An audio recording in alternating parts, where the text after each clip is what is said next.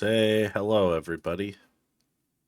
Hello, Hello, everybody. hello. Hello, everybody. As you can tell, I sound a little different tonight. Like to let everybody know I'm sick, so yell at me if my microphone's muted because that means I've been coughing or something.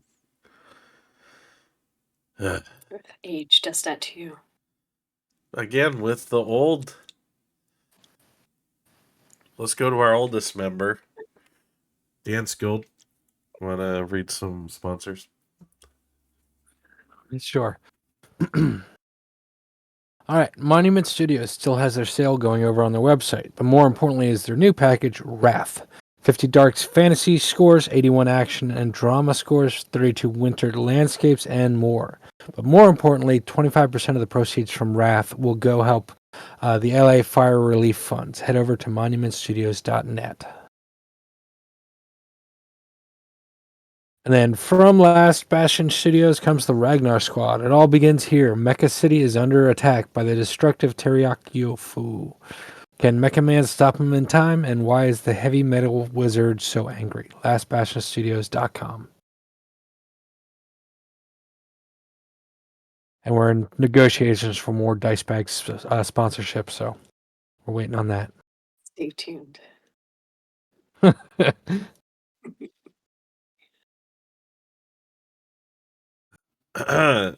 like it's Richter. recap time. Richter, do you have a I shout don't out have this one week? for today, actually. All right. Well, if y'all follow us on TikTok and YouTube and stuff, and you shout us out, we shout you out. Looking for more people to give back to. I don't Great. know where. I'm just thinking, shout, let it all out. Don't know So, where Fox, Hunter is. that is a song that is old even by my standards. I think it's old even by Frank's standards, too. So it's mythical, is what you're saying.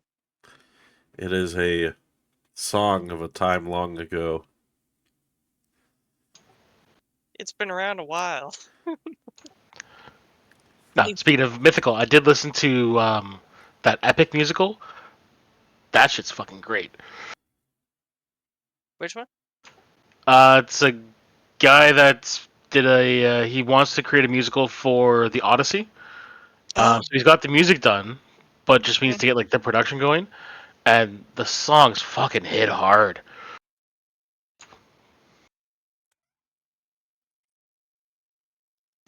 If you've seen any videos online recently of like people singing along to like "Hold Him Down" until the boy stops shaking, not heard any of that? No, I don't know those ones. Just go on to Spotify, look up Epic Musical, and you will not be disappointed. It's like a solid 3 hours of your life, well worth it. Now, Fox, the Odyssey is a story that's very old. It was also the model of a minivan produced by Honda in the early 2000s. Oh, God. Why am I surrounded by these fucking dorks? And then, also, if you go with the Odyssey, then you also have to mention that in Deadpool, apparently it fucks hard. So, Yep. Yeah, this is true. And here's Hunter with the recap. Ba-da-ba. You guys already did sponsors? Yep. Yes. I didn't know this. Yep. do you have a sponsor you would like to talk about?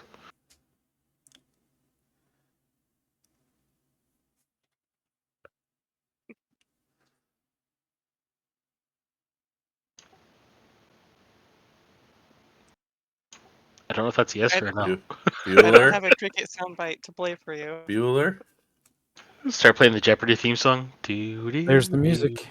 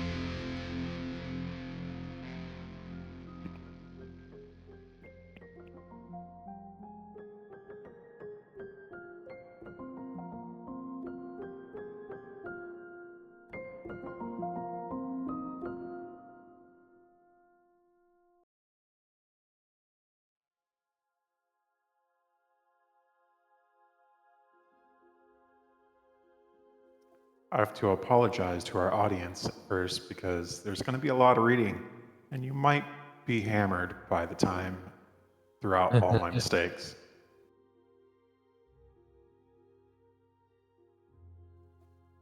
Deep within the shadowy ruins of an ancient city, the worst experts battled for their lives. The once quiet stronghold has transformed into a nightmarish battleground, swarming with spiders and drow. Waves after relentless... Oh, right off the bat. Wave after relentless wave of enemies tests their strength and unity, forcing the group to make a split-second decision as their survival hangs by a thread. Just as victory seems possible, the air grows unnaturally cold, and a figure emerges from the darkness. Draped in a tattered cloak and wielding a massive blood-drenched weapon that hums with sinister energy. The executioner steps forward.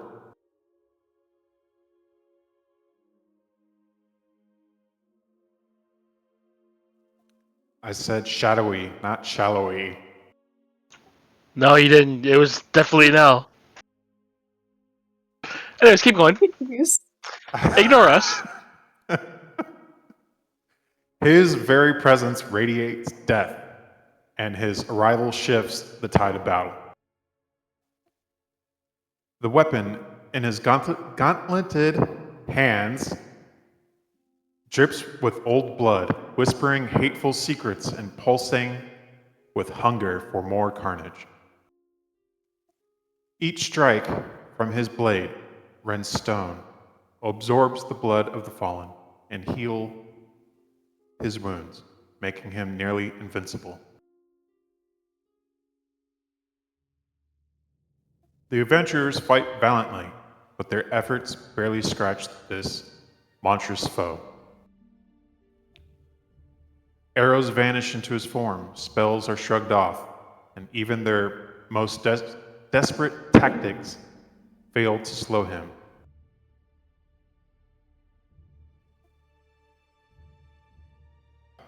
The battlefield becomes a dance of life and death as the executioner methodically cuts through their ranks.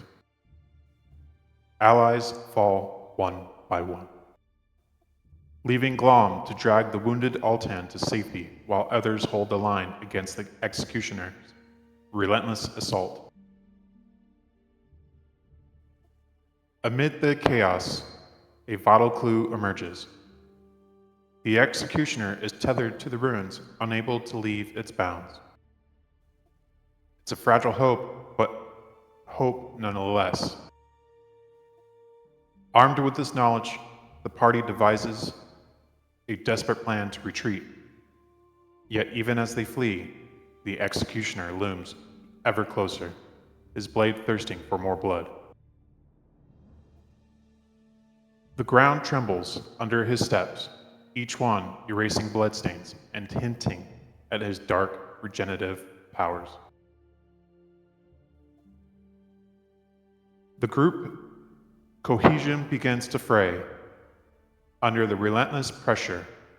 With resources dwindling, the adventurers must make heart-wrenching choices.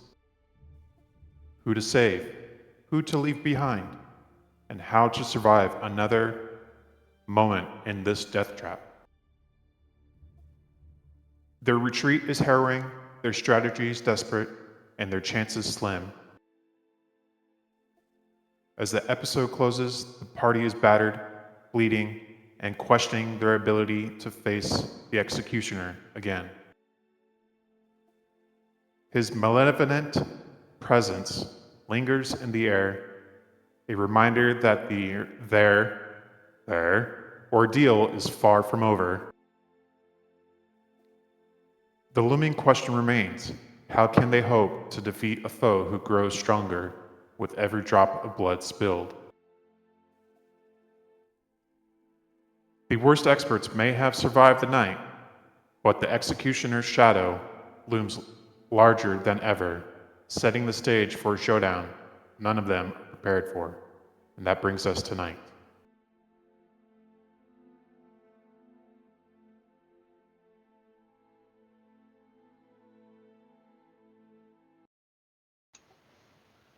Disappointed, Hunter. That was only 3. How am I supposed to get buzzed off 3? I don't have moonshine. There's more reading. Oh, Later. you're not done yet.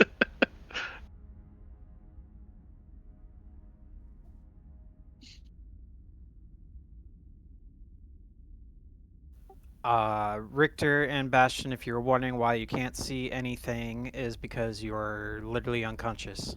Oh, I figured.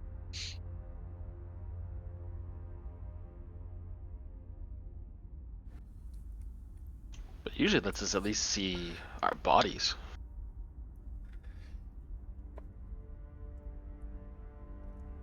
No. Oh, well, whatever. Unless you don't have a body anymore. Exactly. That's okay, I cheat. I have Buckbeak's body to look through. The gelatinous cube vacuums gotcha. That would be a good cleaning service. I mean, it would. Just have a pocket gelatinous cube. I mean, technically, you guys do know that there is a cleaning service in the dungeon. You have ran into it. Literally. Yeah. And away. Into and away.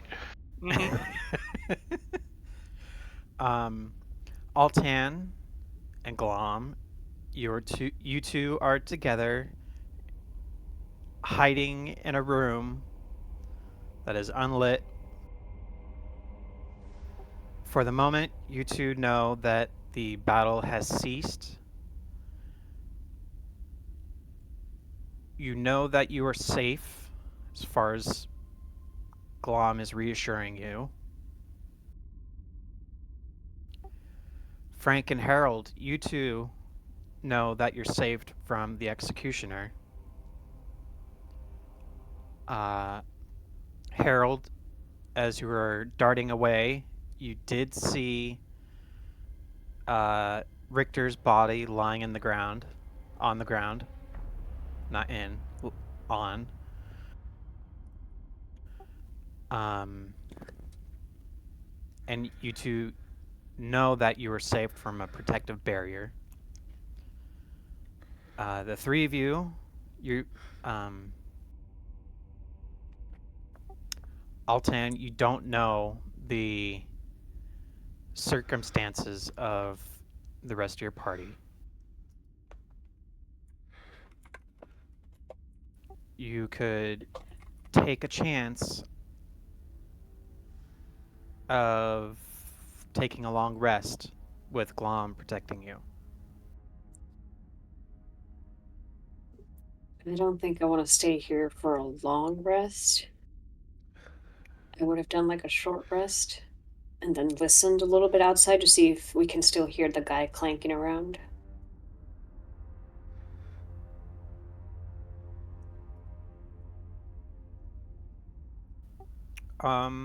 Yeah. Frank, Harold, and Altan, you 3 can give me a perception check.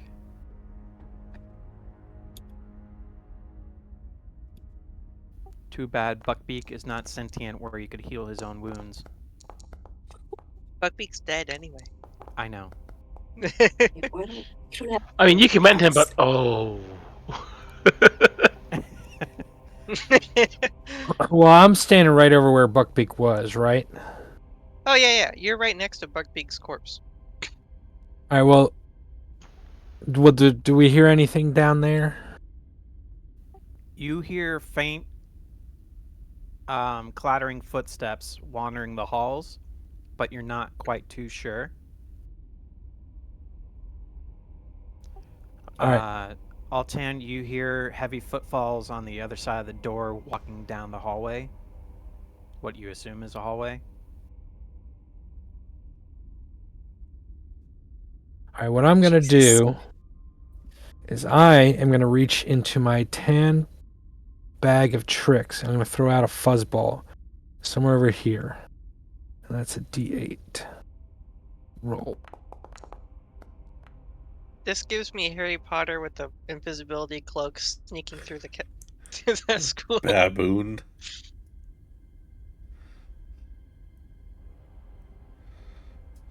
All right, and I don't think the baboon gets any weird abilities. I don't think the baboon can. Has pack tactics and bite. Has a Wait, passive I don't think he can perception of see. 11. And Yeah, well, I meant like that's he it. can't see in the dark. And I'm gonna quietly say to him, Monkey, I need you to head to the left, and I'll point to the left. I'm gonna move up a hair, and I'm gonna move my two of the dancing lights further to the east. Say, Monkey, I need you to head to the east. I need you to cause a distraction. Can you do that? And then run like the wind once something sees you. Run further in as if you can. You Wait, have wait, wait. control of the monkey. You can move it yourself. Sure. Oh, wait. Monkey, come back. I got an idea. Harold, Yeah. cast light on the monkey. Cool. I will cast light on the monkey.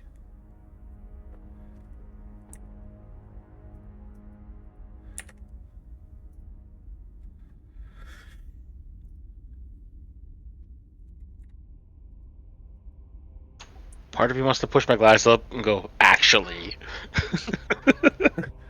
Can you not cast light on the monkey, or it has to be on an object? Object. Object. Object. All right. Well, I can. Maybe a stone or something. Done.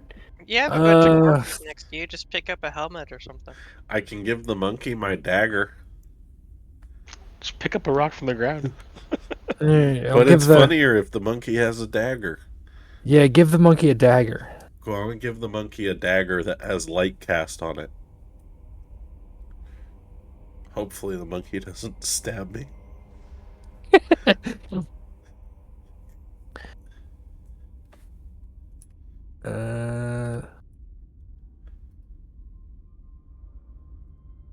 Minus 50. I don't want to attack with the dagger.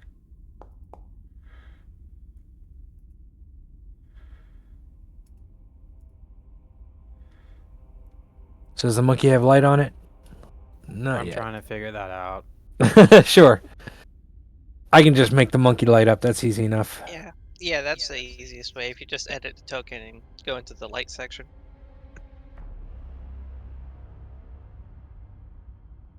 All right, monkey's lit up. I'm gonna say, all right, monkey, you've got a dagger now. What I want you to do is head down there to the left. Make a racket. And if you see anyone, stab them. And if you get in trouble, you can run away. Any direction you think is safe, just run. And the monkey's gonna go down this way. And when he gets around this corner, he's gonna start shouting like a baboon, really making a racket, baring his teeth, banging the dagger against the wall, seeing if anyone will come towards him. Just for thematics, can you make those sounds of a baboon? I was just thinking, I don't know what a baboon sounds like. I would have, but I don't know. I don't know what a baboon sounds like. Like a monkey. But really loud. I was just taking your yeah. headset off. What's that? Yeah. So anyway. Yeah, that sounds good. So he's making as big of a racket as he can, and he's heading down this way and just kind of seeing what's down there and seeing if he can draw anything. And right now I'm only looking at the monkey, so if I can't see anything happening. Ooh, banana.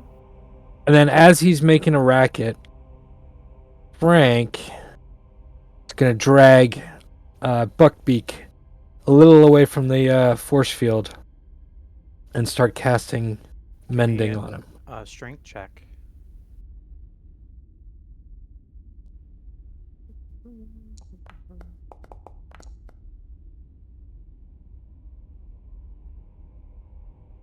And then I'm just gonna keep Heal looking. it to full. I have to double check. I think if Buckbeak goes down, I need to use a spell slot to bring him back up. Let me double check. Yeah, I don't think I can turn him back on, but like I'm gonna repair him as best as possible right here and now.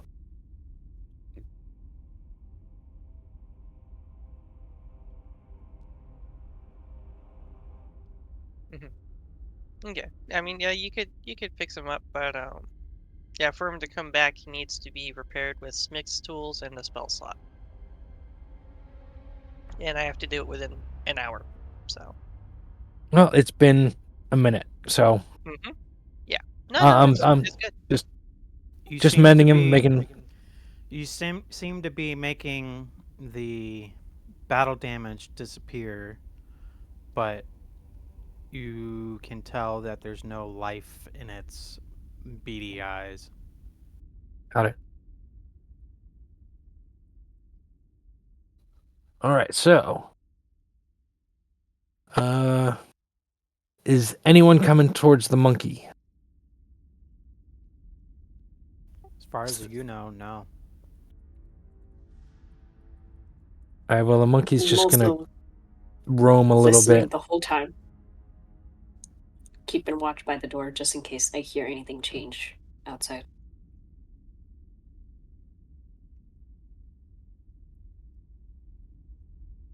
All right, well the monkey's gonna roam a little bit. For I don't those know who are where. going to do a short rest throughout all this, roll your hit die. I don't have any hit dice left, so I'm just sitting up there, flapping out in the open, behind the force field. I got one Your flies down. hit die.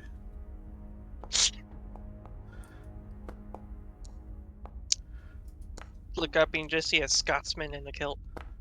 Woo! I got the max on it though. I don't see my old sheet, honestly. I got no clue. Old sheets have disappeared. Sorry. Yeah. No, I'm assuming I'm just a couple hit points away from death, and everything was empty. So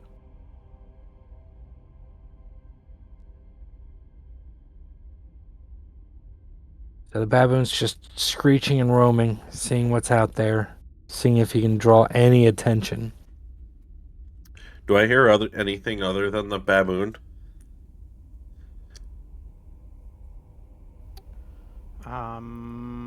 Give me a perception check.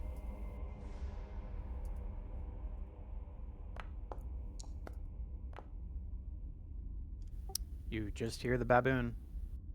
I'm gonna turn to Frank. I'm gonna risk it for a biscuit. And I'm gonna cautiously step out. I ain't see nothing, so I'm gonna keep going. Frank's gonna keep his short bow out and just get ready to shoot anything he can see I'm that looking. comes near Harold. I'm looking for allies. And Harold turns a corner, and Frank is not going in there. I just remember this is the last way I saw anybody run.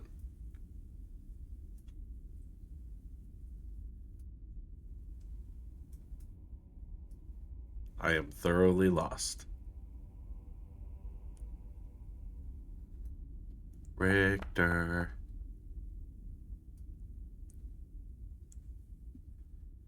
Bastion. Saying it quietly. I'm sick. I can't whisper. Don't make me whisper. Alton.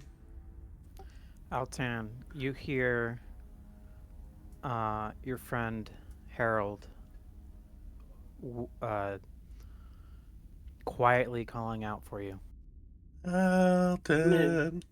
wave over Glom to hand me the keys, and as quietly as I possibly can unlock this door. He hands you another healing potion.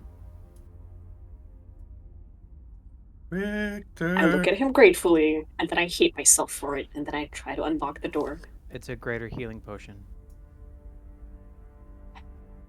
I'm not gonna drink it. Alton. The others. He hands you the key. It's a Turn bone. the The lock, as you look further into the door and the keyhole, there's a bone sticking into it, acting as a lock.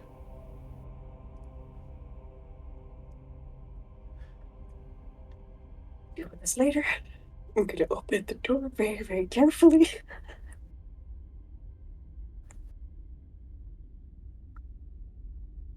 Very cautiously peek up.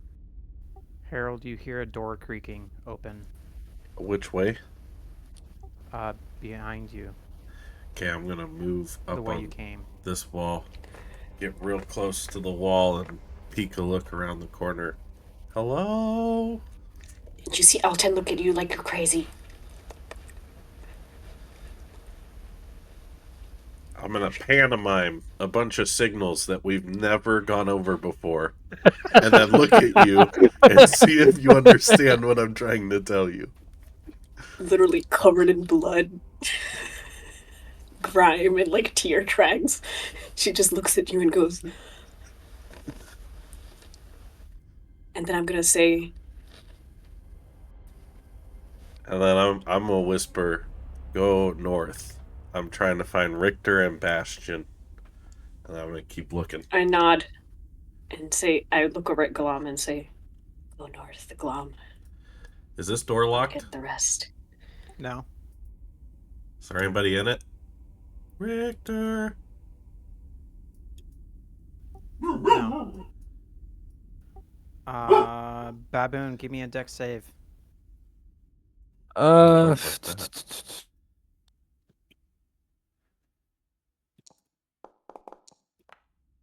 4. Harold, you hear down the halls the baboon going. I don't know how to make a monkey sound. It's pretty No, accurate. that was pretty decent. Yeah. And then a screeching cry and a squishy thud. Which general direction did it come from? Oh boy. Okay, well I'm gonna go a different direction. Richter. Can I get Harry to follow me? I wave at him and say, Oh, man, it's still alive. Never mind. Oh, it's still alive? It only has 3 hit points. Only has Only 3? Yeah, it's just a baboon. Has oh, yeah, it's dead. It feels like it's less than a rat. he has It must one be a last very rattling scrawny baboon. breath. I mean, that's about as much HP as a commoner. Yeah. Mm. All right, I'm gonna draw my dancing lights back into the area. I think I'm not gonna do it yet, but I think I get one more use of the tan bag of tricks. Nope, out of charges. But I don't know that. Pretty sure Bastion should be around here somewhere. I don't say that out loud. I'm thinking to myself. My inner monologue is saying Bastion should be around here somewhere. Yes. Alten looks around and goes, what the fuck? Where's the big robot? You see Harold and Altan, you do see a large pile of oil.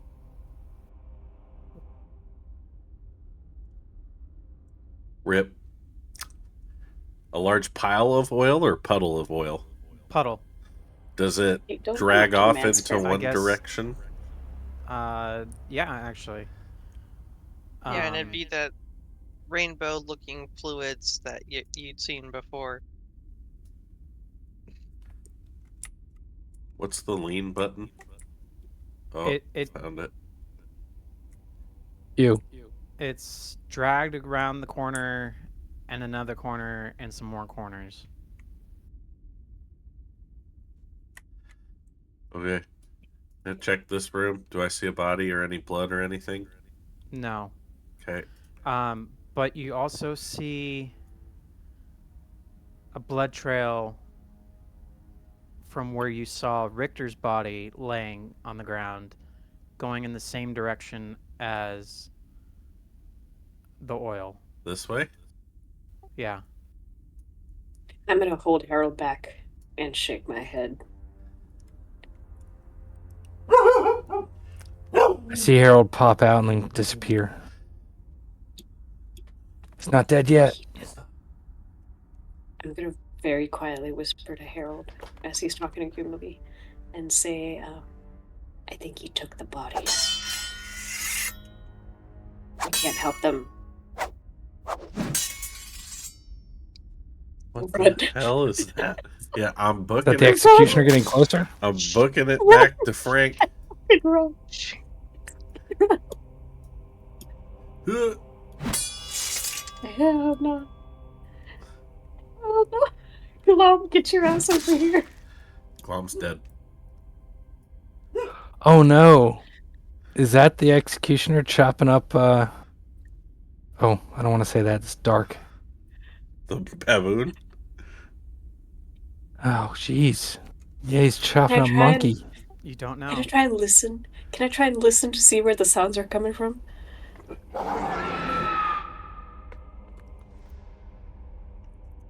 That was the baboon. Oh, okay. Baboon dying. Yeah. That's an interesting baboon. I mean, when baboons die, they kind of do sound very horrific. Mm-hmm. Oh yeah, yeah. Let me just Google that real quick so I can confirm. Completely kidding. And I'll say to Glom's there. Okay, I see Glom. Did you guys see Richter? Saw a big pool of blood and oil. It got dragged off in a direction. He took their bodies.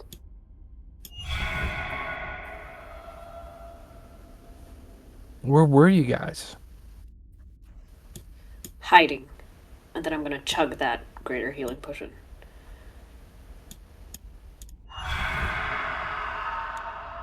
Actually, wait. I'm not gonna chug it just yet. Hold on.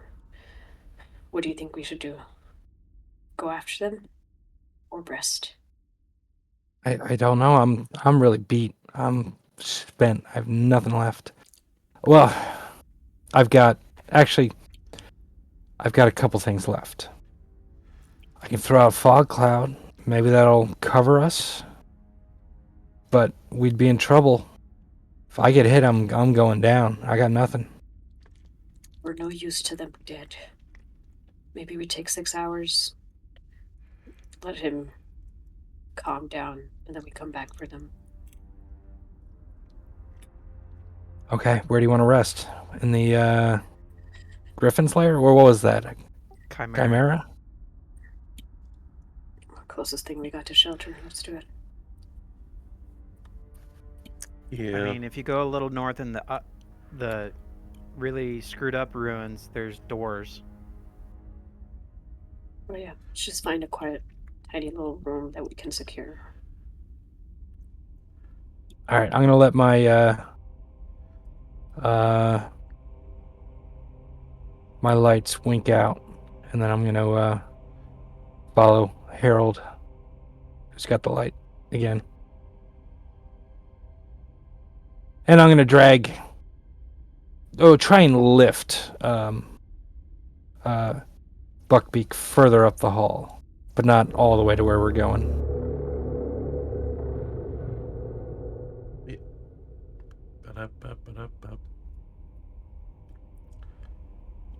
I'm gonna just try and stash him in this cave or something. You know, you I'll could help use you your out. telekinetic shove. I don't have that anymore. Isn't it a free cast? No, it's No, I don't. charges on it. No, it's a Oh. free cast, No? but I don't have that ability with the change Oh. in classes and such. I thought I that might had pick it charges. up again. No, it's just a bonus action, but I lost it with the update to 2024. I try and help you with a 10. I could also assist, I guess. That's better. With Altan's help, Glom is dragging Buckbeak. Let me roll my strength. Everybody knows I'm the brawniest forget your person in the dog. party. I try to pick up Ein's Hell yeah. Come on, little pup. Turns out Harold was the Hulk the whole time. All right, so head north to rest. Let's just say which room.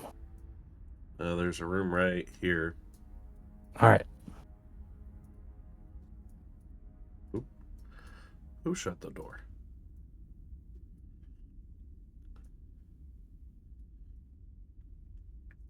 Does the door swing in or out?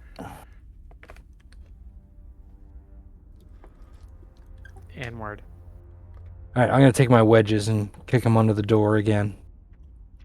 Just to prevent it from opening. Okay. And that's it. There's nothing more I can do.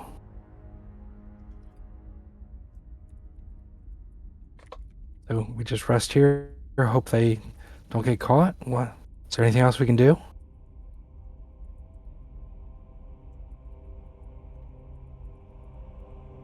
Well, he's an executioner. I doubt he liked us getting away. He's probably kept the bodies as a lure. I don't know. I don't know anything about him. I do know that I hope Richter and Bastion are okay. Well, he hit a force field that had Richter's orders markings on it. So maybe Richter's allies tied him there? I don't know. I don't know how it works.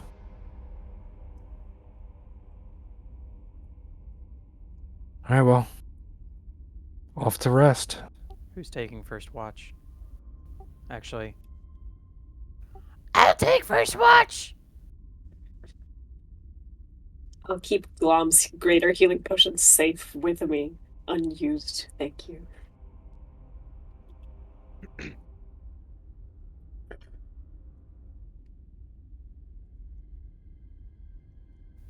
alrighty.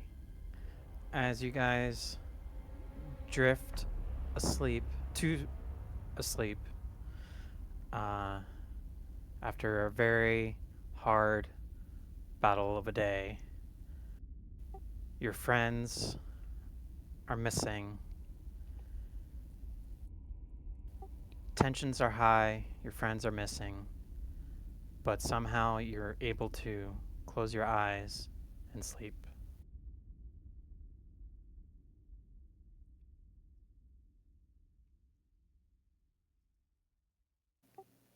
Bastion. Yes.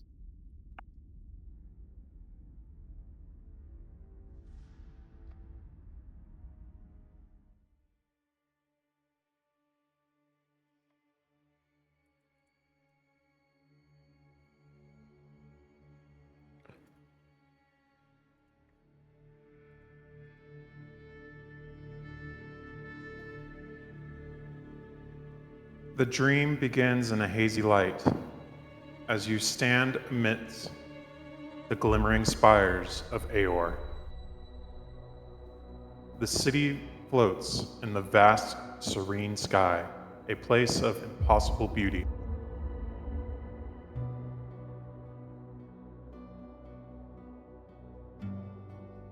And ingenuity.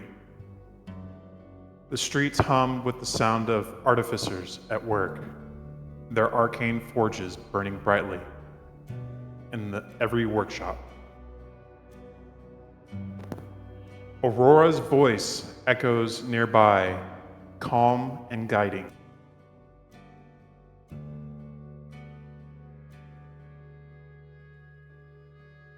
You were made for this, Bastion. To create, to protect, and preserve what we've built.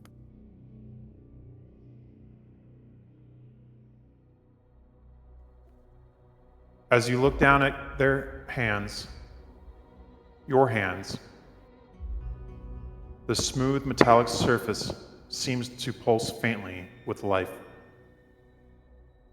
A shimmering energy fills you, a sense of purpose, undeniable and vibrant. The dream shifts, the sky darkens to a stormy crimson, the spires now cast in a sickly red glow.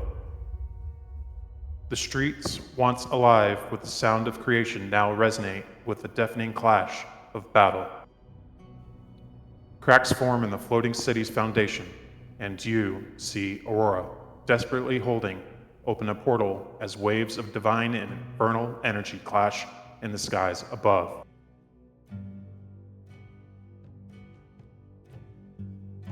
Go, Bastion. I'll hold them off as long as I can.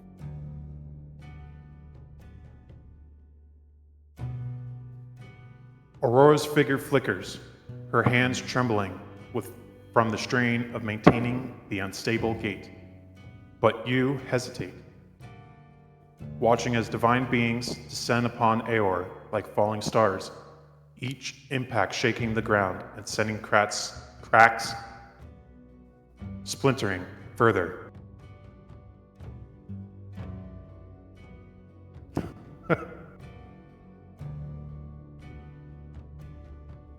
You yell out, "No, I can help. Let me help."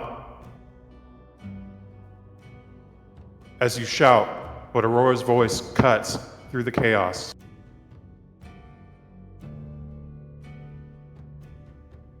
Your fight isn't here. You must endure for what's to come.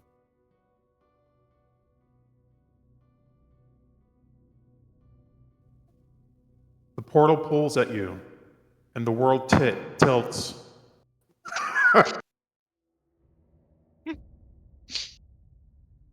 Oops. The portal pulls at you, and the world tilts as you were yanked through the gate. A sudden sensation of weightlessness overtakes you as Aor grows smaller. Its floating majesty crashing down to the distant island below. The ground shakes violently, and a deafening roar fills the air as the city falls.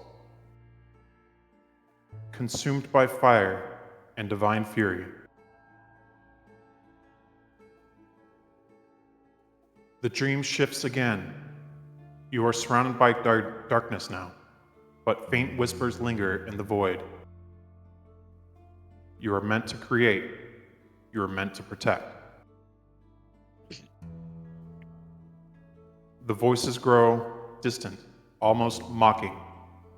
Your surroundings come into focus, a forest of jagged, frozen trees. You realize it is Icecross,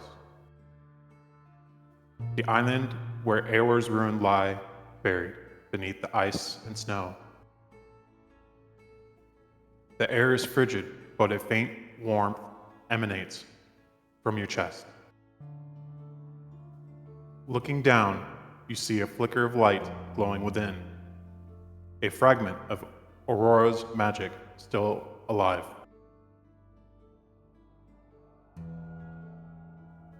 Suddenly, the dream shifts one final time. The warmth fades, replaced by an overwhelming chill. A shadow looms ahead, its form instinct but menacing. It speaks in a voice that feels ancient and oppressive. What remains of you now? A tool without a purpose? A memory of a forgotten city? The shadow reaches out, and you feel the icy grip of doubt tightening around your core.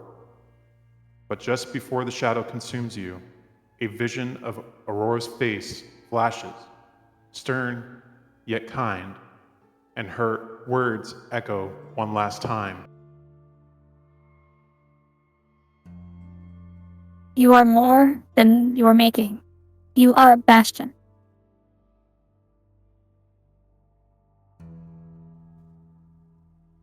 With a jolt, you awaken, the weight of the dream lingering. Your chest still feels warm, as though the light Aurora gave you. No? Yep. Your chest still feels warm, as though the light Aurora gave you is more than just a memory.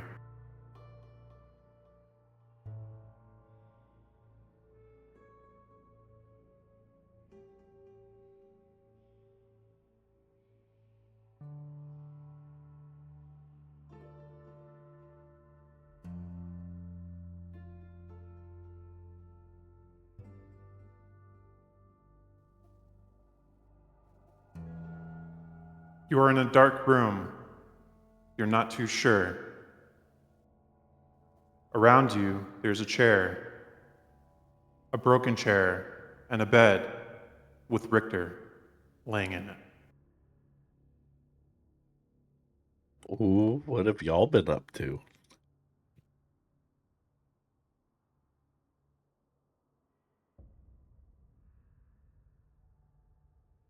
Alright, and so I'll look down at myself and I'll just kind of look down at my chest and just kind of put my hand there for a moment.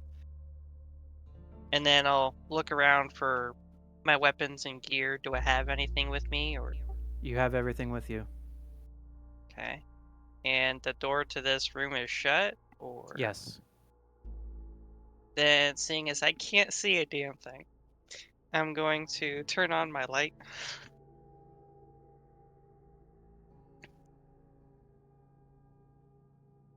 So let me modify my token real quick. And it should be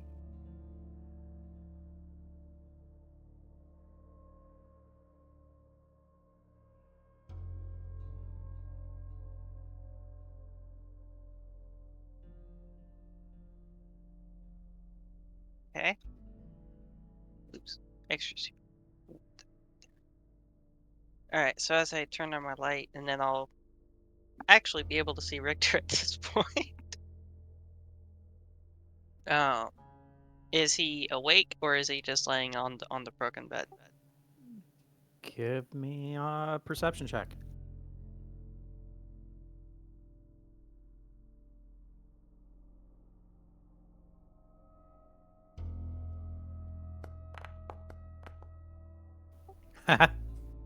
With a whopping 6.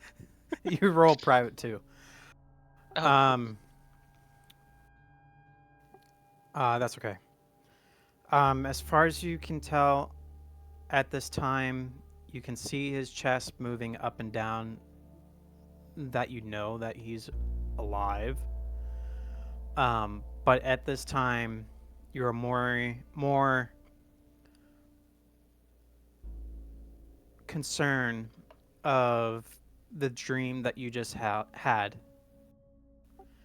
and your thoughts are wandering and thinking of your past.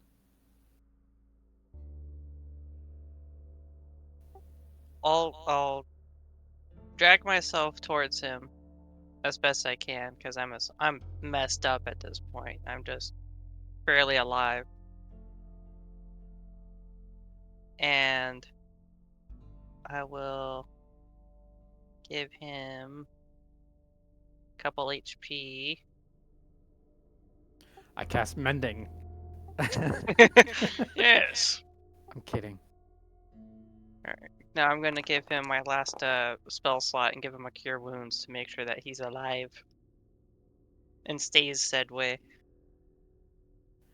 You know that you've healed him, but he has not awoken.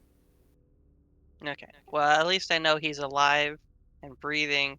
He may not be conscious, but alive and breathing's a start. And you do see his wounds close and heal. Alright, so I'm gonna hobble myself over to the door. Does it look somewhat sturdy, or is it just It's kind a of like a ratty old door? it's a thick oak wood door, and it's not battered or in shambles. Mm. I'll look around and try to find something to prop in front of it. Or can I tell if it opens inside or out? It opens inward, and you can see that there's a lock on the door. Okay. Well, first I'll try the door and see if it's locked. It's locked. Okay. Assuming I do not have said key for door. But I will, just for giggles, I will take my maul that I have in my inventory and use it to try to jam the door. Okay.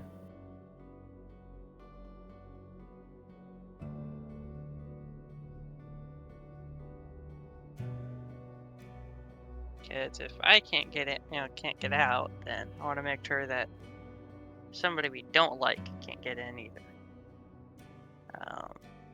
Is there anything else of note in this room?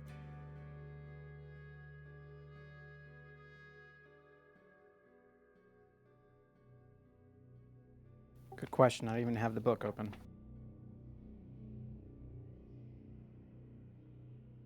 I'm not sure if this looks like a chest with like a dead spider in it or something, but it looks interesting. You see a chest of dark wood. It's locked as you try to open it. Carved in a likeness of a spider with eyes of red crystals, rests in the western alcove. Hmm. As you look around, mounted to the walls are the stuffed heads of several bugbears, hobgoblins, and goblins.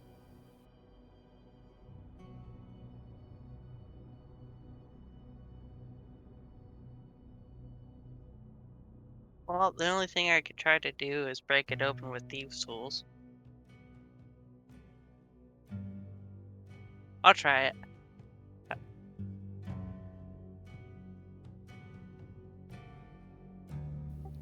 All right, give me a dex check.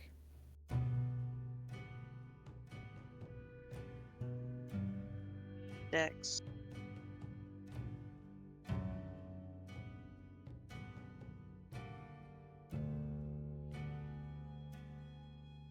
Then, as a artificer, I think I have, what is it, tool proficiency? No, tool expertise. Right. That's not it. Tool expertise. I basically get expertise with any tool I'm proficient with. Sure, just roll. Yep.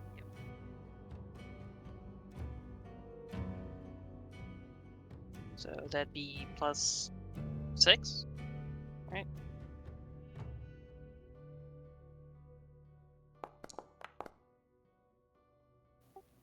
Oh. I don't think a whopping 14 As will you do it. try to open up the chest, you can't seem to get it just right, and the pin that you're using snaps. Good thing it was made from a magical site. I can always just make more. But I'll step away from that and then just go make sure that Richter is. Or I'll go try to wake up Richter. He doesn't wake. Okay, so I'm in a locked room with a locked chest and an unconscious Richter. Yes. Well, I will prop myself up in front of said door, in front of the mall, and I will just sit down in front of it. So if anybody tries to come in, they have to get past the jam of the mall and my body weight. Got it. And then I will wait. I'll rest. Altan.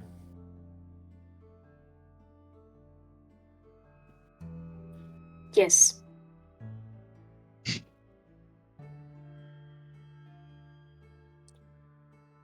Do I roll for terrible, terrible dreams?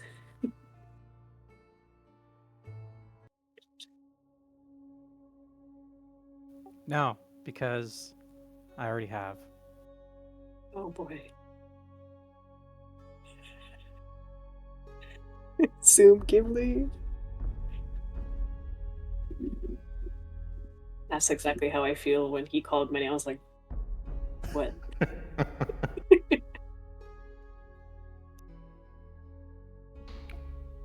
The air shimmers with golden light, soft and hazy, like the world is caught between dawn and memory.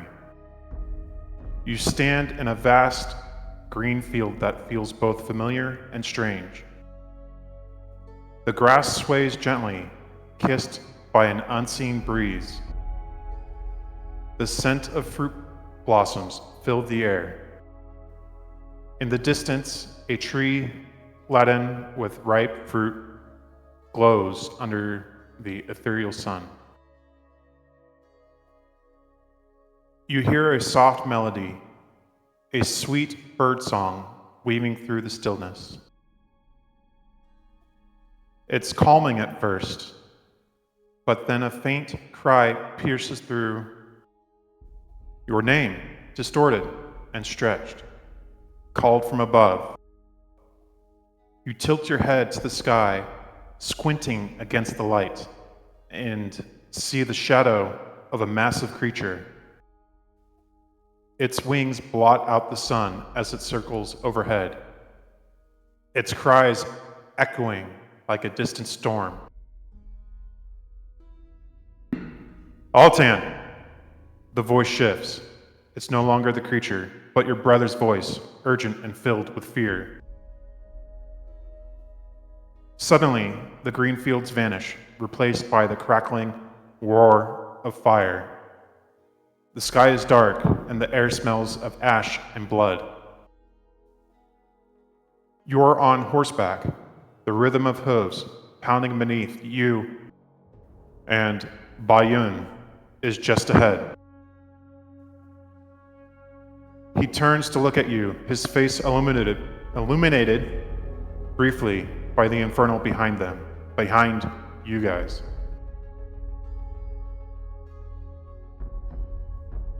Don't look back, he shouts, but your head turns despite his plea. Flames consume your home, your safety, devouring it like a hungry beast.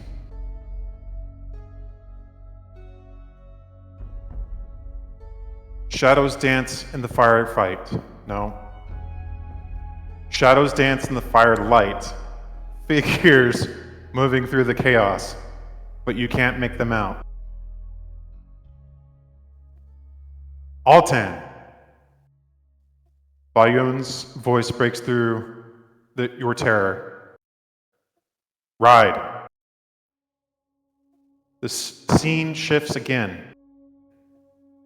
The fire replaced by a biting cold. Snow crunches beneath your bare feet as you stand at the base of a towering mountain. Kunlun rises before you, its peaks sharp and unyielding. Beside you, your brother places a hand on your shoulder. This is where you'll be safe, he says, his voice soft but resolute. You look at him searching for an answer, but in his eyes, but find only an aching sorrow.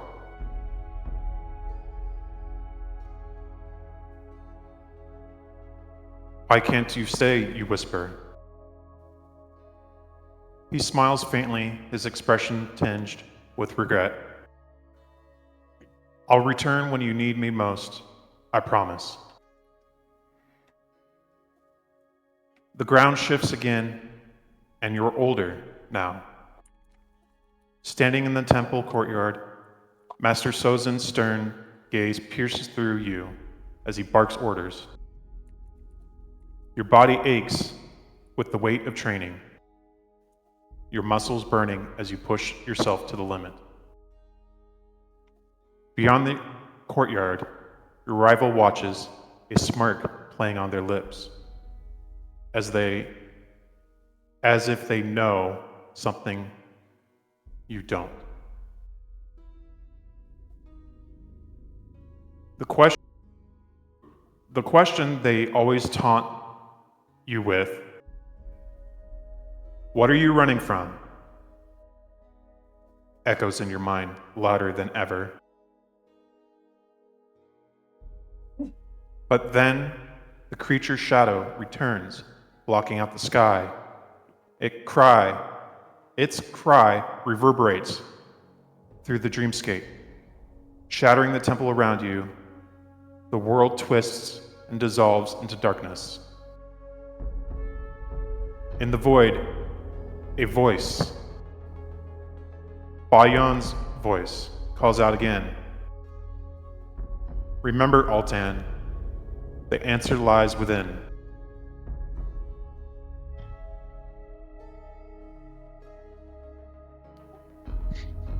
And you wake up.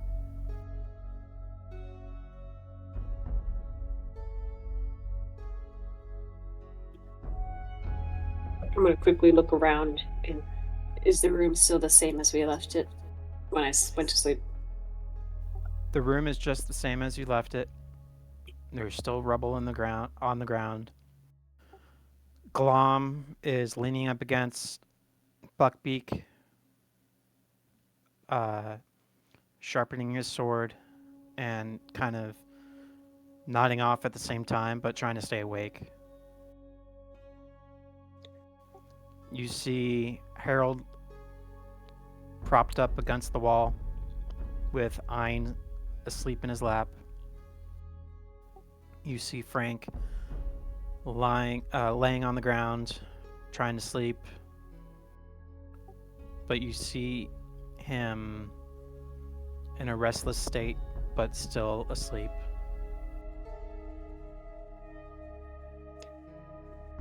I'm gonna just keep watch for a period of time. Glom will eventually fall asleep. I'll take over a second. Okay.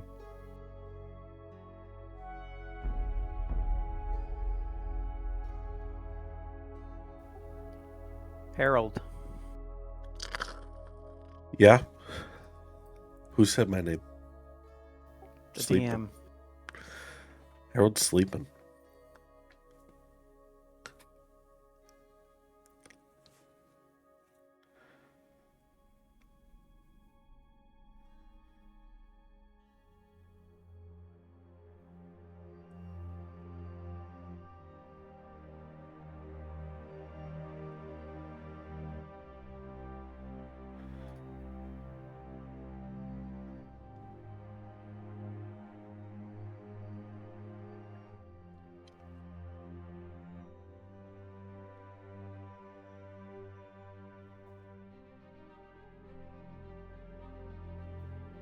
The scene opens in a tranquil forest bathed in moonlight.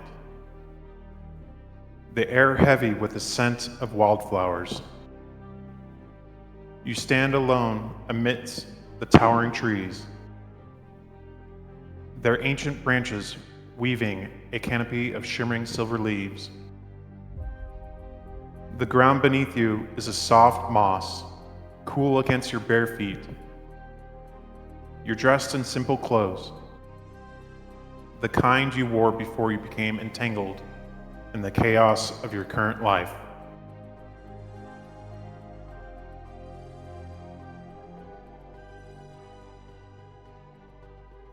In the distance, laughter echoes. The laughter of children. It's faint at first, but grows louder, more distinct, until you recognize the voices of your twins.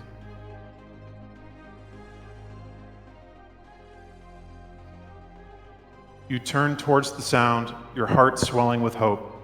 The trees part, revealing a small meadow where your children, no older than toddlers, are playing. They chase fireflies that glow like tiny stars, their laughter pure and untainted by the world's darkness.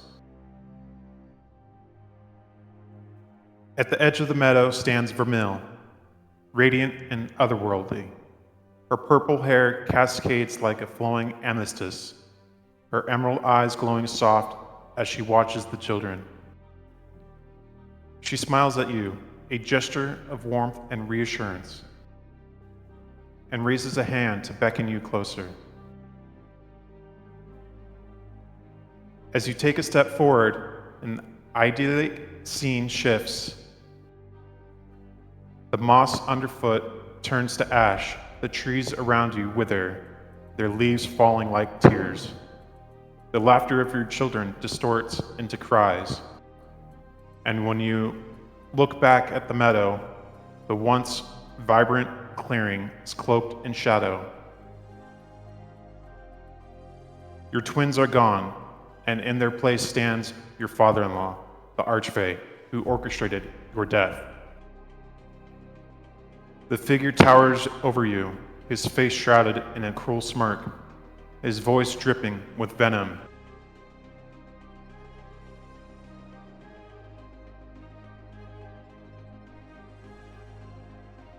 Do you really think you deserve this happiness, Harold?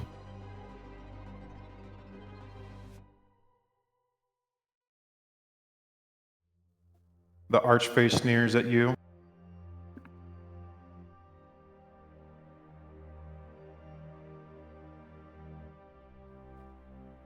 You've already failed them once. You'll fail them again.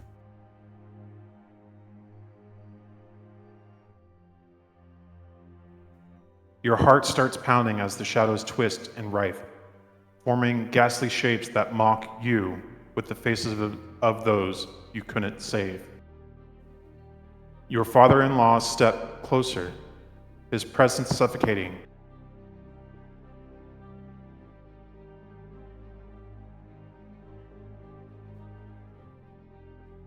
You are weak. They'll suffer because of you.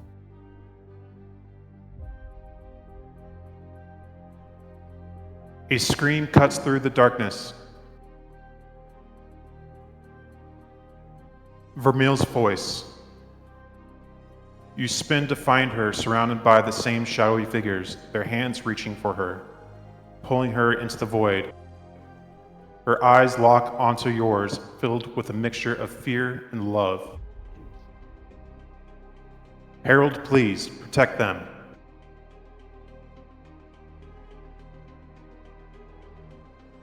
Your body moves before your mind catches up. You charge towards Vermeil, drawing a sword that wasn't in your hand a moment ago. A weapon glows faintly, as though forged from moonlight, but it flickers, its strength uncertain. You slash at the shadows, each strike driving them back momentarily, but they reform relentless in their assault. Then a chilling laugh echoes through the void. The evil entity he and his party narrowly escaped materializes. Its form, not Ford. Its form shifting and distinct, a mass malevolent energy.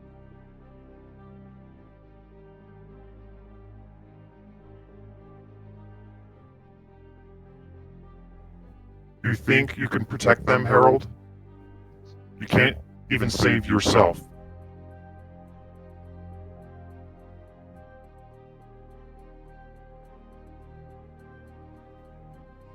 The entity lunges, its tendrils reaching you. You fight with everything you have, but the weight of your fear, your guilt, and your grief bears down on you. Just as you're about to be consumed, a soft light pierces the darkness. It comes from within you, faint at first, but growing stronger, pushing the shadows back. The sword in your hand burns brighter, its warmth cutting through the cold grip of despair. Vermeil's voice echoes in your mind, steady, unwavering.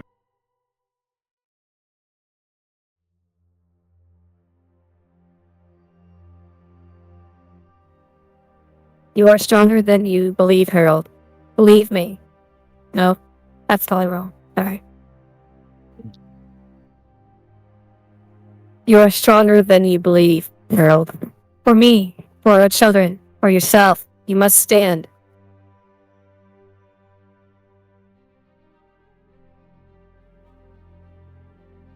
With a roar, you surge forward, the light from your sword exploding outward. The shadows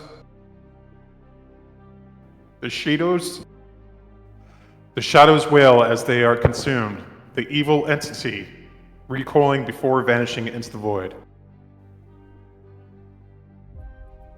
The meadow begins to return, the ash replaced by vibrant grass. The laughter of your children returning like a gentle melody. You wake up with the start, your heart racing, your body covered in sweat. The faint glow of the phosphorescent fungi reflects off the damp walls of the dungeon. Your hand instinctively reaches for your sword, and you grip it tightly. The dream lingers, vivid and haunting, but also laced with undeniable truth. You are not the same man who died. You've been forged anew, and though the path ahead is fraught with danger, you will protect those you love, no matter the cost.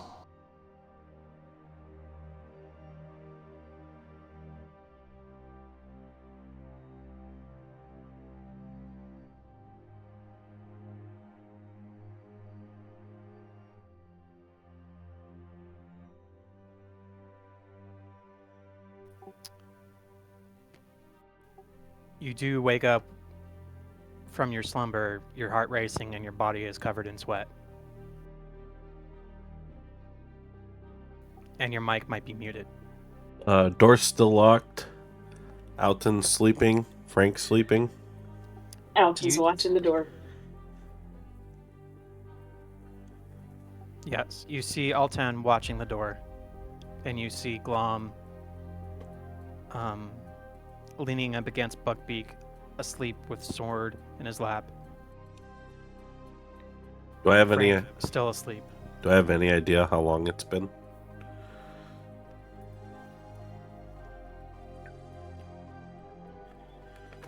Can we It's been- guesstimate?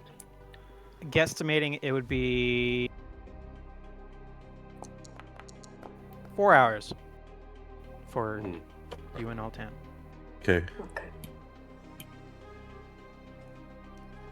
I'm gonna stew on that and try to roll back over and go to bed while still holding the hilt of the sword. Or, well, scimitar. But yeah. Okay.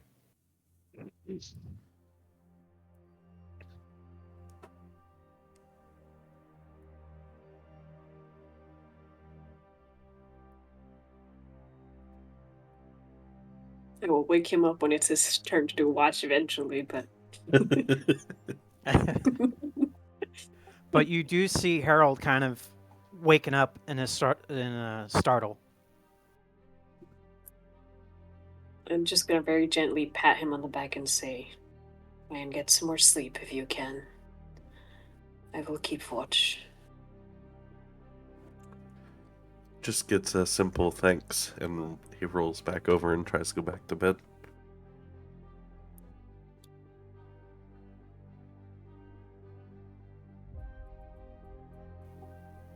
Richter. Hmm?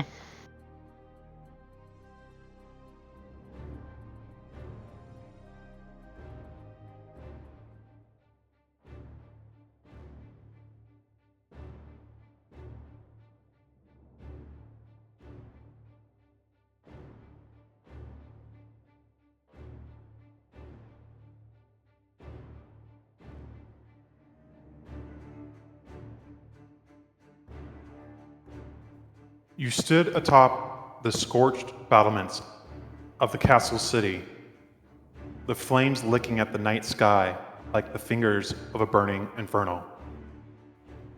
Smoke coiled through the air, mixing with the scent of charred stone and blood. Around you, the knights of the Holy Order, clad in gleaming armor, clashed with legions of undead, their swords and shields flashing in the firelight. The sky was a sickly orange, the moon a ghostly sliver shrouded by smoke.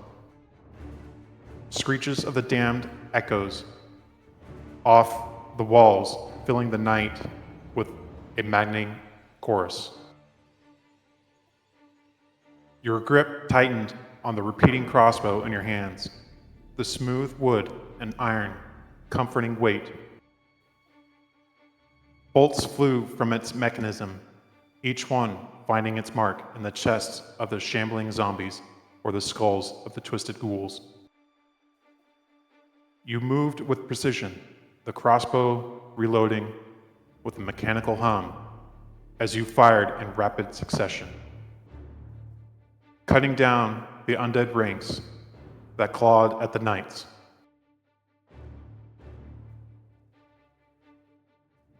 Despite the horrors you all faced, the tide was in your favor. The knights formed a wall of steel, their discipline unshakable, even as the horde threw itself against them. The undead were relentless, but you and the knights pressed forward, inching closer to victory with each ghoul they felled.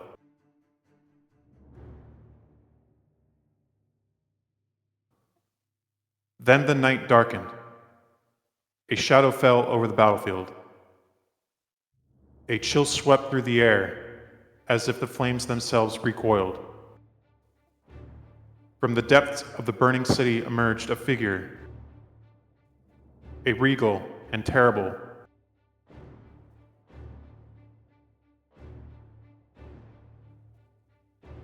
The Lord of the Night, the Vampire King.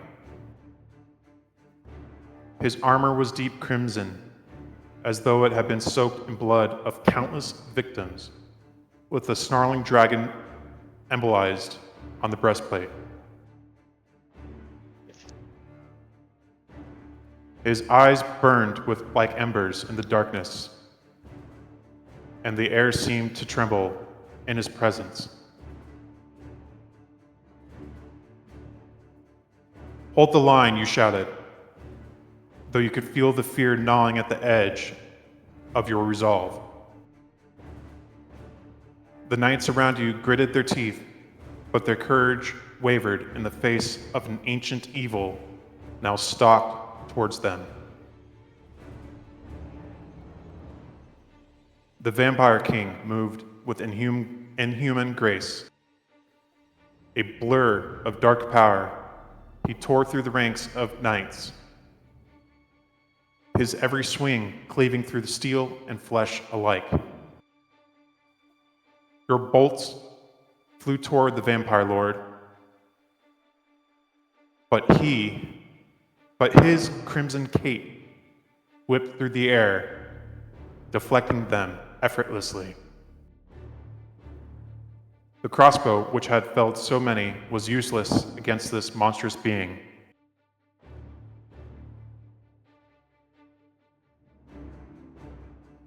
Come, Hunter.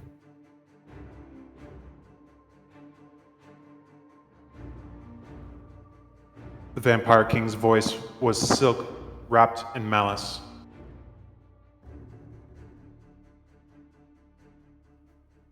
Face me and see the futility of your crusade.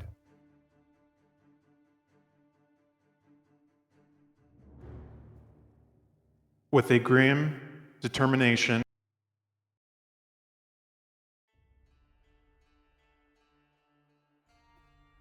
you drew your silver blade and charged.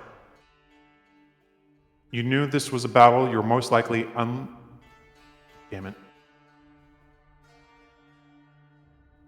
You knew this battle you're most likely unlikely to survive.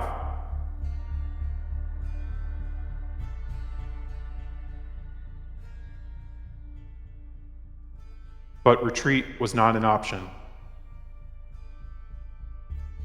You leapt forward, your strikes aimed with all the skill and speed years of training had honed. But the Vampire King parried each blow with almost casual ease. The vampire's counterattacks were brutal, each swing of his blade heavy with centuries of strength and malice.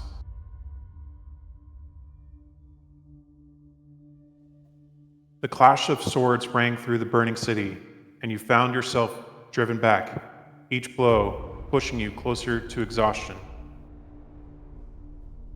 Around them, the knights fought desperately against the undead. But without you to rally them, the line was crumbling.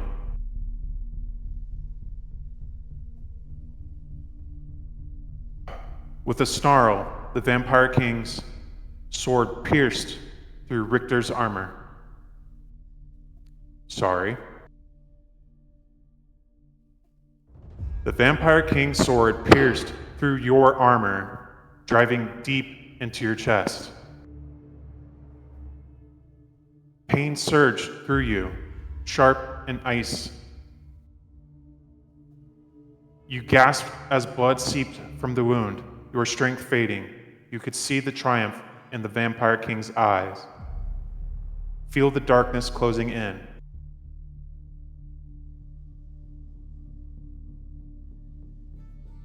This is the end, Hunter. The Vampire King whispered, his voice a venomous hiss.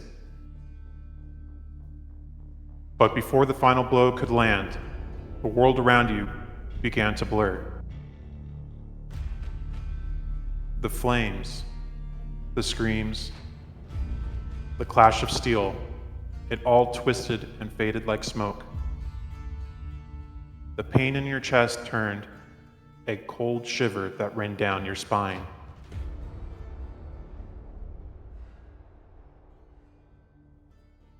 You wake up in a bed, gasping for breath, your hand clutching your chest where the phantom wound still throbbed. The room was dark and quiet, a stark contrast to the nightmarish battlefield that still lingered in your mind. Sweat slick your brow, and your heart pounded as if you had truly been fighting for your life. You sat up, staring into darkness. The dream had felt so real, the fear and despair still clinging to you like a shadow. You knew it was more than just a nightmare. It was a warning, a glimpse of a battle that awaited you in the waking world.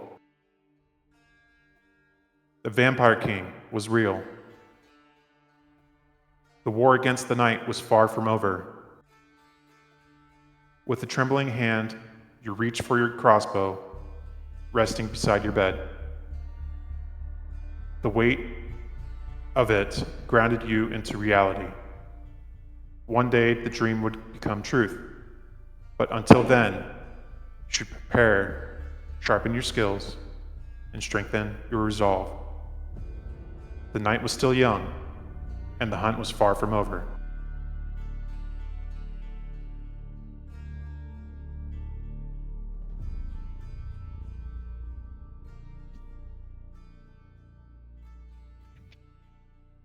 You wake up in a mysterious room.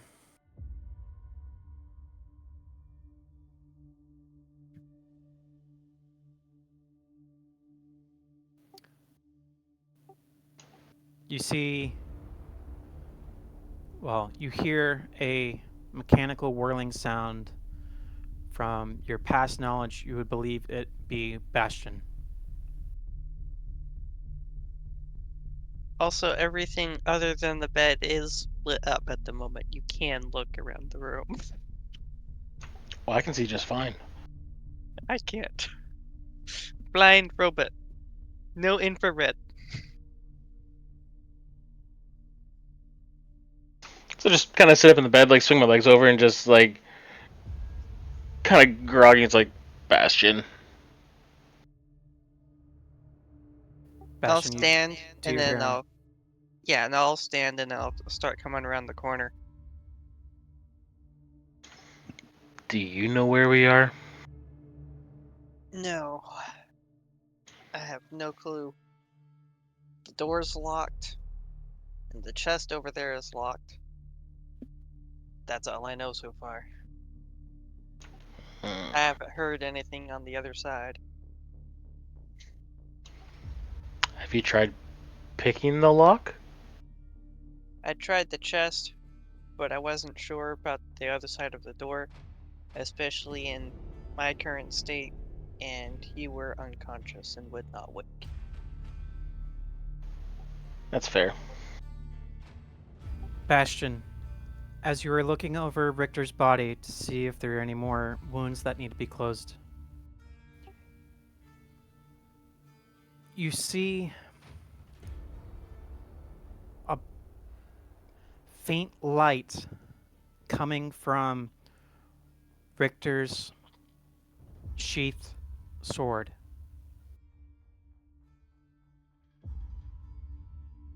Okay. Like an actual glowy light? A little bit. Okay. So I'll just point over to his sword and what's that? Kind of follows fingers that's not supposed to do that. Do you want to pull it out or should I? I'll reach down and grab the hilt and I'll start, just shing. I have no qualms about playing with magical things.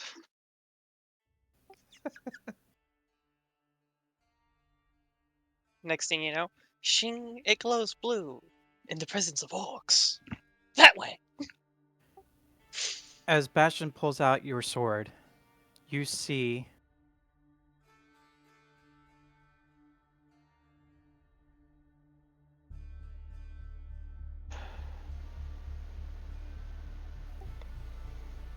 That's not my sword. a sleek silver rapier with a hilt designed to resemble intertwining vines and roses. The pommel is adorned with a deep crimson gemstone, resembling a drop of blood. The blade reflects moonlight with an otherworldly sheen, and faint etchings of arcane runes spiral up its length.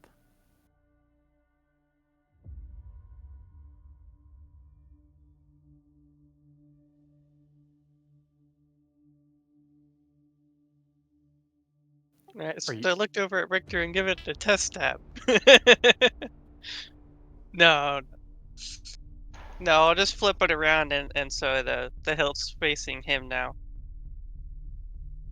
I I'll don't reach know out where and that take came it. from, but it's yours.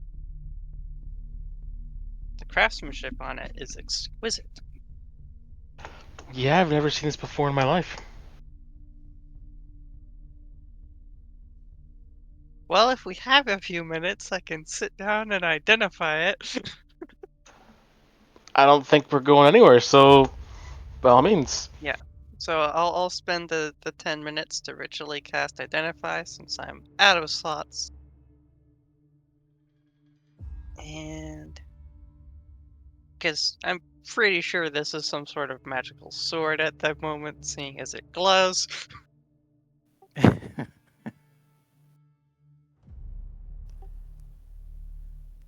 This is called the Sanguine Thorn.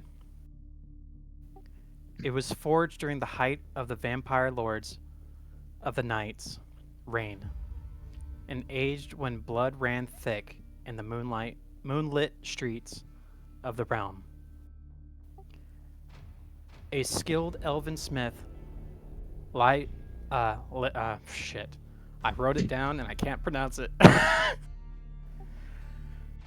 Leandrin, nope, that's wrong too. Lerendel is the name. Lerendel Starvale enchanted the blade for the sole purpose of confronting the vampire lord. Lerendel imbued the rapier with the essence of pure sunlight and life, binding the spirit of a celestial guardian to the blade. The sword's first wielder, a human paladin named Sir Gallen Ashcroft, led a rebellion against the vampire lord. In their climactic duel, the sanguine thorn pierced the vampire lord's heart, shattering his hold over the land. Though the vampire lord was not wholly destroyed, his power was diminished, and he fled into shadows. Sir Galen fell in battle, and the sword was lost, awaiting the day it would be wielded again against darkness.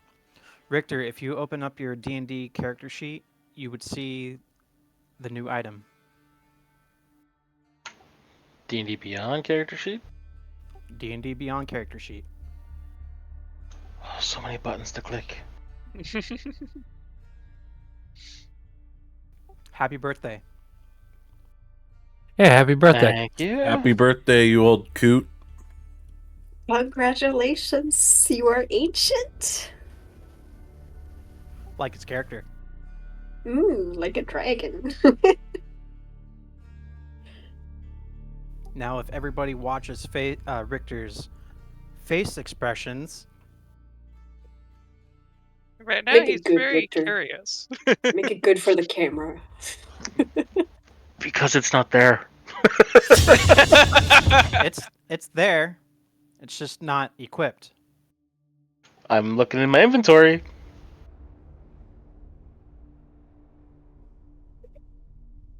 The joys of technology. Bro, Ah, come it's on. not there.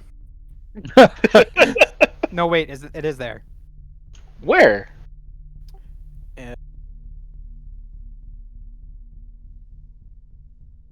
Congratulations, you're a year older. Congratulations, there's a sword for you. But Wait, wait, no, there it's isn't. over there. Technological Inventory, issues, it comes with age.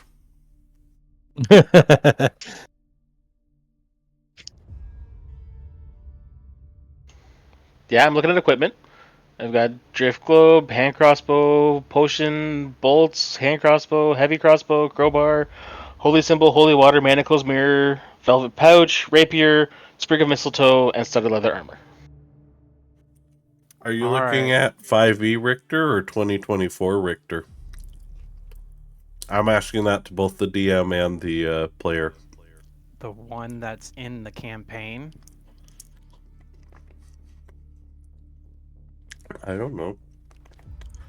Don't shoot the messenger. Give me a second. I have to I'll make just this into a TikTok send labeled it to old you. men struggling with technology. Unless the one that I'm looking with. The one that says is- Richter your von name. Hofsling old? Yeah. Where's your new one?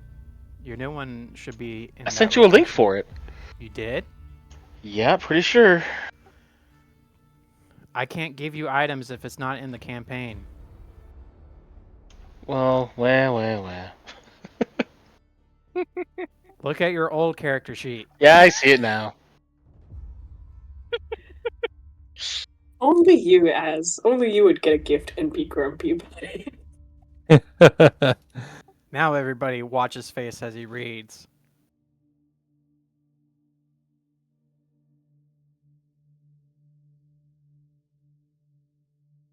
Of course, he's gonna do a perfect, like, stone face just right. He's a dad, of course he is. Oh, brother. He can watch his kid's mouth off, say the funniest shit, and keep a stoic dad face at the same time. No, I can't actually. I'm terrible at that. Bastion, are you still holding the sword? You give him that information of what I just read. The funny part is, I have no idea about the history of it. I just know about the sword's actual use. True. I mean, don't get me wrong. I'm not like trying to be an ass or nothing, but great for him to know. I just know what the sword actually does. Actually, it comes wrapped with a little history scroll yeah, there around you go. its hilt. Yeah, there you go. Yeah, it's just, inside of the scabbard. You pull it out, and then you pull off the note the first time. There you go. Sentient +1 does an extra d6 radiant damage, and I can sense the presence of undead within 30 feet. And it can get full potential by completing the Oath of the Thorn. Look That's more cool. excited. Look So more it has excited. extra stabby, and gets better. at I'm stabby. I'm tired, so this is my excited face at 11 o'clock. We'll see how excited he gets when he actually uses it. But yeah, happy birthday, old man. If I randomly light a cherry bomb in your toilet, will this expression change? Not by much. Mostly it'll go to disappointment, which is pretty close to the same. Jeez. All Mr. right, then a DM. potato up the car's exhaust it is. Oh, brother. Might we have a long rest before we all die from Bastion's extra plans? I think Frank still has a dream, if I'm missing right. thinking right? You're right. Frank wakes up normal. Yeah, No dreams for Frank. it's like Frank's like, oh man, I slept great, guys. How about y'all? Just Probably. blackness through the night.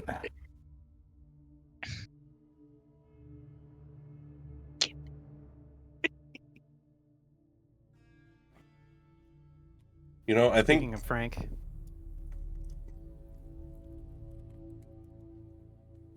are you gonna say, Booty? I was gonna say I think Gimli has a 20 in dexterity because he caught every single treat I threw at him. I know. I'm watching him. He's just like.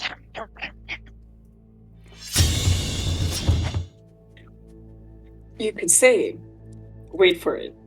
He's a rogue. Frank, He needs that bandana needs to be. I'm a rogue. Yes.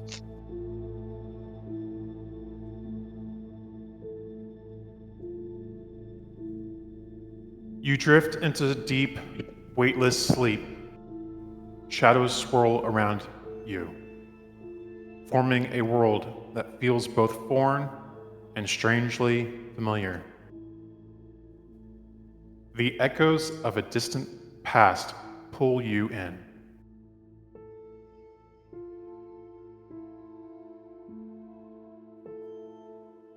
The dream begins in a bright room filled with soft glow of morning light. That's a little loud. Give me a sec.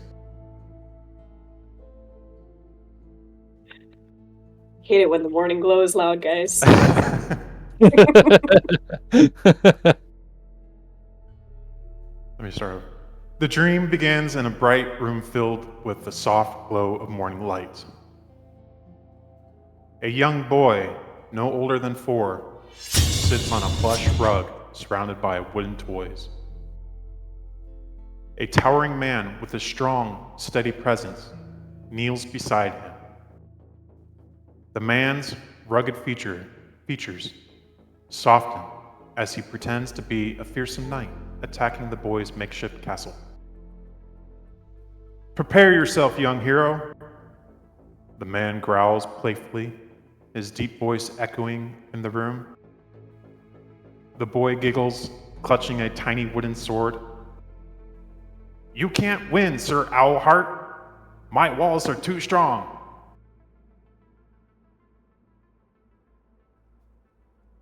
Nearby, a woman with a warm smile watches, her hands busy embroidering a cloth. The faint image of an owl with its wings outstretched appears in her work. A man leans in the doorway, arms crossed with a faint smile. Though their features are blurred, their presence radiates a deep sense of care and love. The boy glances toward a window where sunlight filters through curtains embroidered with the same owl motif. The sight feels significant, but the scene fades before the boy can ponder it further.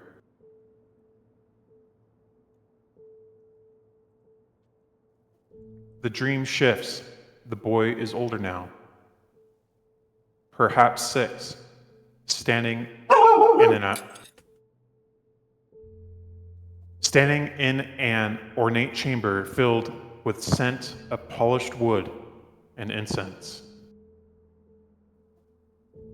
He is beside the same man and woman from before, holding tightly to their hands. At the end of the room stands a tall, imposing figure, a king draped in flowing robes. The faint image of an owl with outstretched wings is etched into the crest at his chest.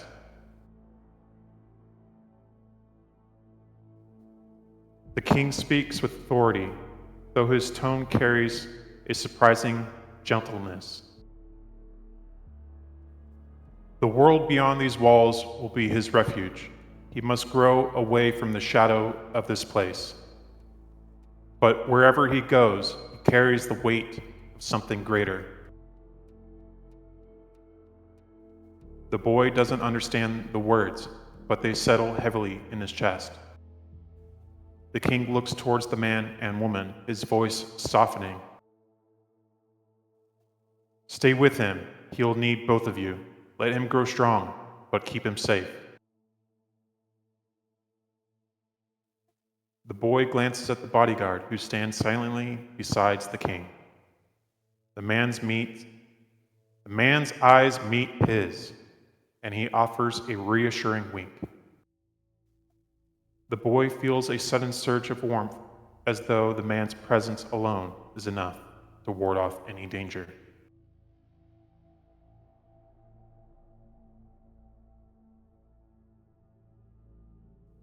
The scene shifts again.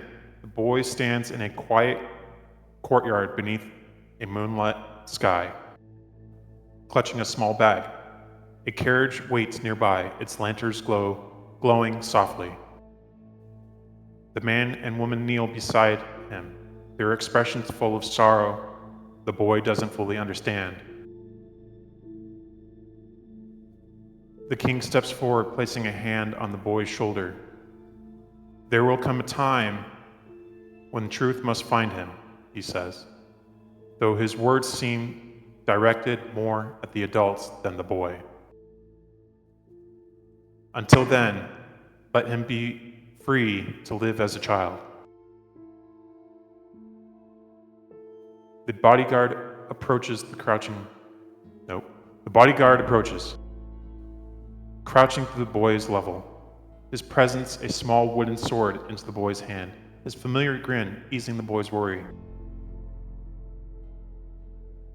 For your adventures, little one, he softly says. Every hero needs a sword. The boy climbs into the carriage with his parents. As he begins to move, he looks out the window, seeing the king and the bodyguard standing side by side. Above the king's head, the light of the moon catches a symbol etched into stone behind him. The owl with outstretched wings. Your final vision is fragmented, like shards of a broken mirror. The boy sees glimpses of a sprawling throne room, the faint outline of a crown, and the emblem of an owl etched into the back of a massive throne. A voice, deep, calm, and familiar, echoes faintly. Blood remembers, even when the mind forgets. The truth will come when time is right. The boy stands alone, holding the wooden sword in one hand and a small pendant in the other. The pendant's design, an owl with its wings outstretched, glows faintly before the vision fades into darkness.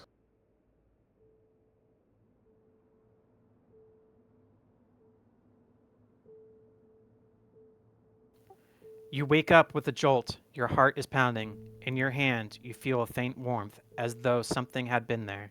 For a brief moment, you recall the pennant from the dream, but the details slip away, leaving only the lingering image of the outstretched owl wings. Do I remember who the bodyguard was? Nope. No. I still have the pendant in my hand.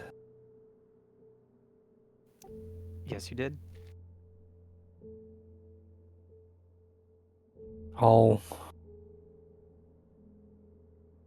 Is it on a chain? No, the pendant is gone. Oh, pendant's gone. Okay. All right. Frank wakes up, confused and angry. You see Altan staring at the door. You see Harold trying to sleep, but restless. You see Glom sprawled out across Buckbeak, passed out. Did I get a full long rest?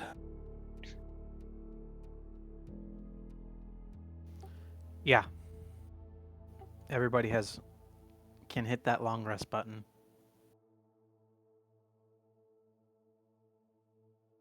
Everybody? Everybody.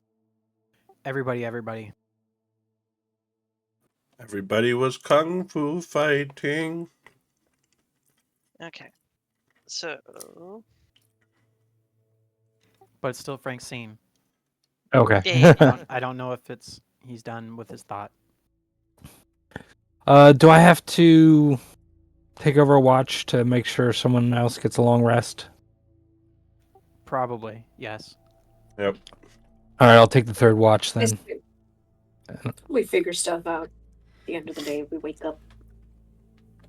I'll just sit against the door, back to the door, with the wedges still under it, and just listen. And the lights are out, and I can't see anything. But I'm just listening.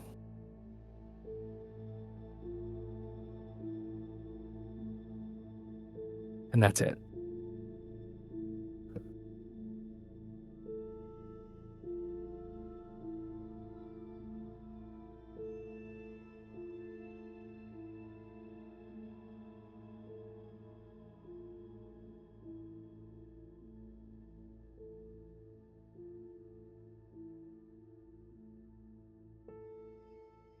Shall we go get the others? What's left of them? The scene is yours. You're muted. Are we all awake now?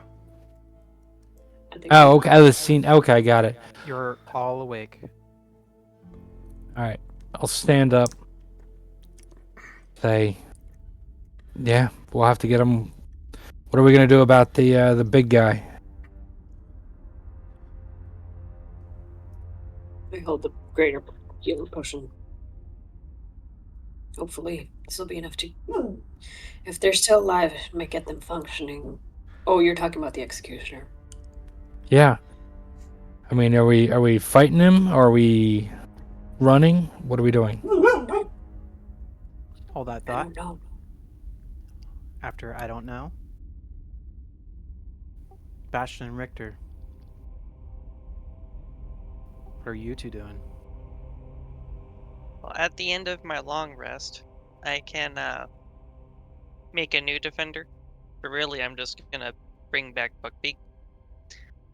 So, from your guys' perspective, Glom is laying with Buckbeak, and suddenly Buckbeak is going to like fade into the floor and disappear. Because on my perspective over here with Richter, I'm going to pull out a pair, well, my all-purpose tool is going to turn into smithing tools, and I'm going to like reconstruct Buckbeak from the air. So like where I'm going to reach out a hand, hold something, and then just start lightly hammering, and then Buckbeak's just going to start forming near me. And then Buckbeak comes back to life. You guys hear a loud clang on the ground with Glom hitting the floor hard.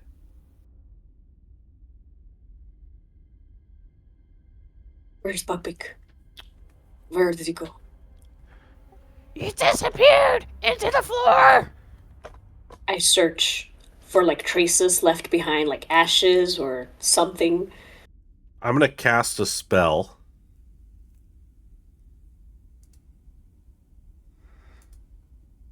I'm gonna do ascending to Bastion. Okay. You worried me for a moment. All right, I got 25 words here. Bastion, are you alive? Is Richter with you? Where are you? How you doing there, bud? We're still here. Alton, Frank, Harold, Glom. All right. Do-do-do. So as okay. Do. All right. So as I hear that, I'll just catch Richter's attention real quick and just... We're both alive. Location unknown. Locked room. I have Buckbeak. Where are you? Well, I'm not going to cast another sending to respond to his question. But I'm going to tell Frank and Alton. Bastion and Richter are alive. They're locked in a room somewhere.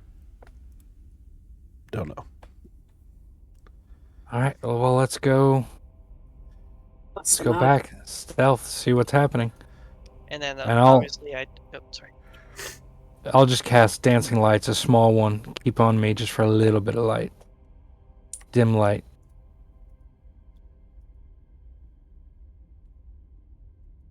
So then after sorry.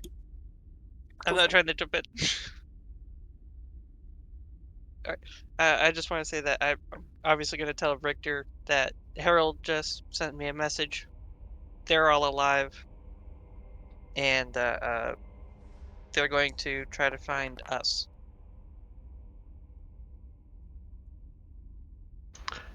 And you know that when they send you a message and you respond, they can't respond to your response, right?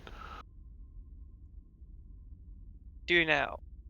I don't exactly have many people to talk to over the years. Oh, stealth. Hey. Hello. Where did you post your new character sheet? It's in the campaign now. I moved the sword over.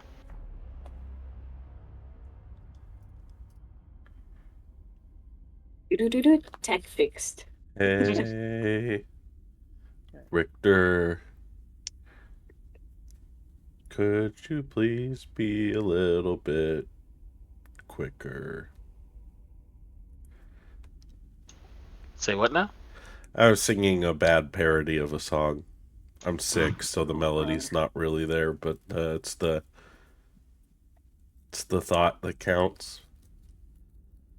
Me and Frank are pretty stealthy. I'd leave Harold and Galam at the back.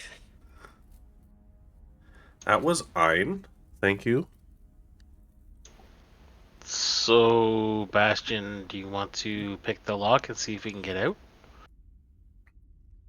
I'm also Don't forget curious there's a what's chest in in the the locked room. chest as well. How good are you at sneaking your way in places? Sneaking my way? Well, getting your way to where you shouldn't be. How good were you with locks? I am not proficient at lockpicking, if that's what you're asking. Then I guess I'll give it another go. And so I will change my all-purpose tool into a pair of thief tools and try it again. I'll just point out to the group, this is where the force field was. Can't come any further than this. Now, where were you guys when we lost sight of each other? We were down southeast. Southeast. This corridor. Southwest. Yeah. But we saw drag marks, so I guess we can try and follow them. I saw the pool of blood, like the blood trails down here where I'm pinging. Do those happen to come towards us, or as we get closer, does it go away towards where I found Alton? It looks like they go It goes down? Mm. Okay. Do we hear any big executioners banging around in these halls? Give me a group perception check.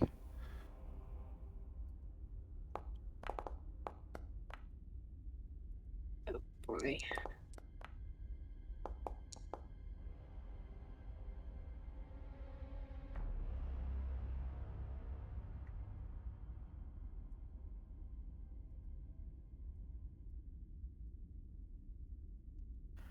You break another lockpick.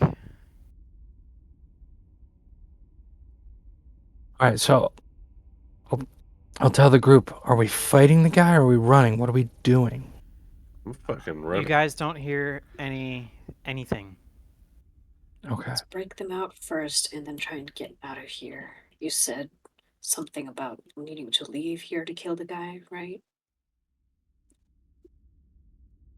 Uh, I never I don't know said if we that. can kill him. I Frank, assume. like last session, was saying he had like an assumption. Yeah. Yeah, so I'm Well- referencing that. The magical force field had Richter's group on it, so I just assumed the drags go up. Okay. Mhm.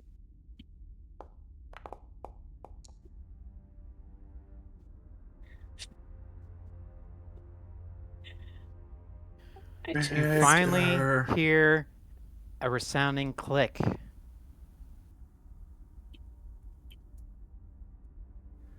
Do we Victor. hear that? Yeah, I'm going to step over to the side and then open the lid. As 1,000 tiny spiders come crawling out of the treasure chest. Kidding.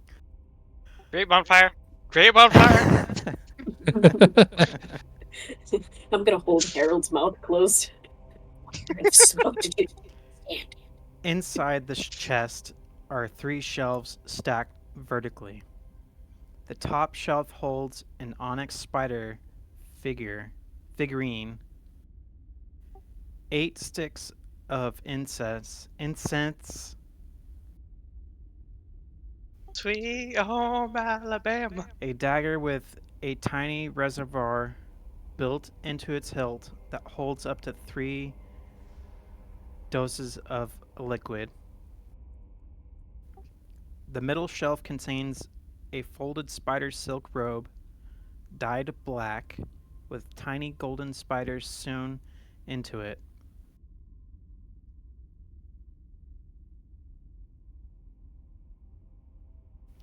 On the bottom shelf rests a birchwood wand, a leather bound spell book, and that's it. I'm gonna be honest, I missed like half that list because I wasn't ready for it. Uh, If you have it written down, just send it to me and I'll write it. Top onyx spider figurine, yeah, roughly statuette. 25 gold, 8 sticks of incense, a dagger with a tiny reservoir built into its hilt that holds some sort of liquid, a spider silk robe dyed black with tiny golden spiders sewn into it, worth 90 gold ish. A birchwood wand with your arcane prowess. It looks like a arcane spell focus. And a leather bound book.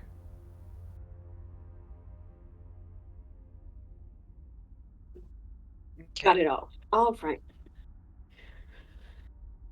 All right, the drag marks go that way. Yes. All right, I'll keep going that way.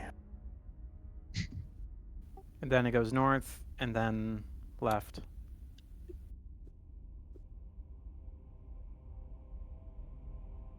And you come up to a thick oaken shield. A door. Is it Okay, I'm locked? excited there. Do you try to open the door? Well, I look for traps or anything like that.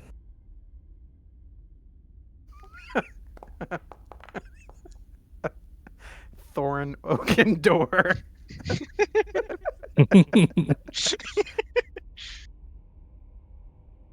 It's not trapped, but it is locked. All right, well then I will kind of bring everyone in, and I'll try to unlock it. Where is it?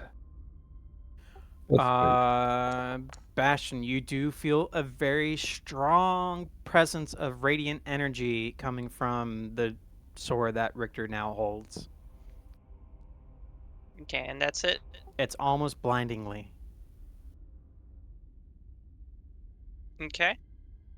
Do I get even a vague sense of anything in front of me from the chest? Nothing magical. The leather-bound book is magical, and you sense a faint magical glow coming from the robe. Interesting. Okay. So all of that's going into a bag of holding aside from the 2 magic things, which I will also spend 20 minutes to identify. But we can... You also find a button inside the chest. Button.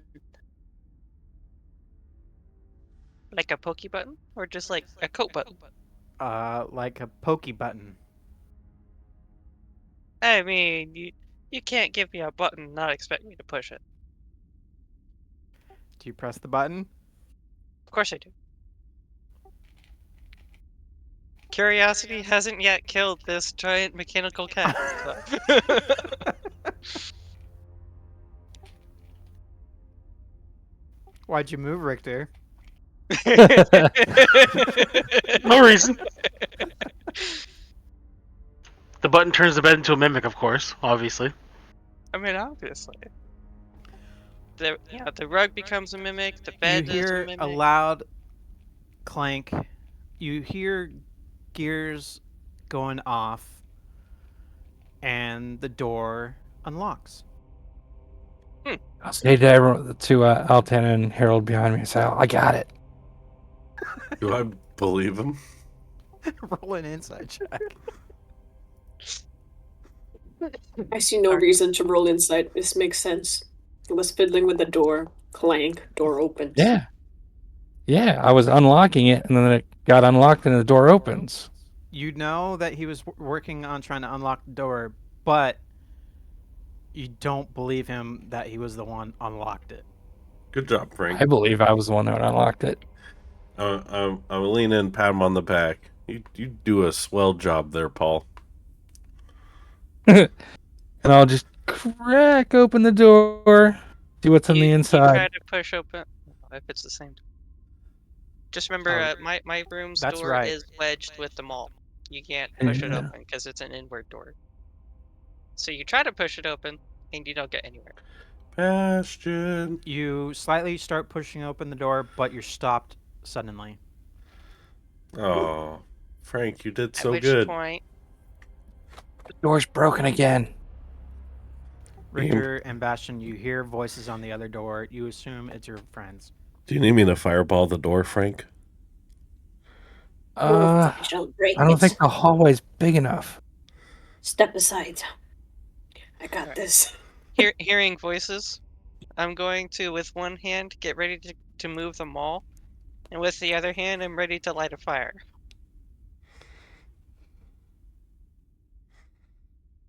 What do you do, Altan? I get ready to punch the fucking door to break it.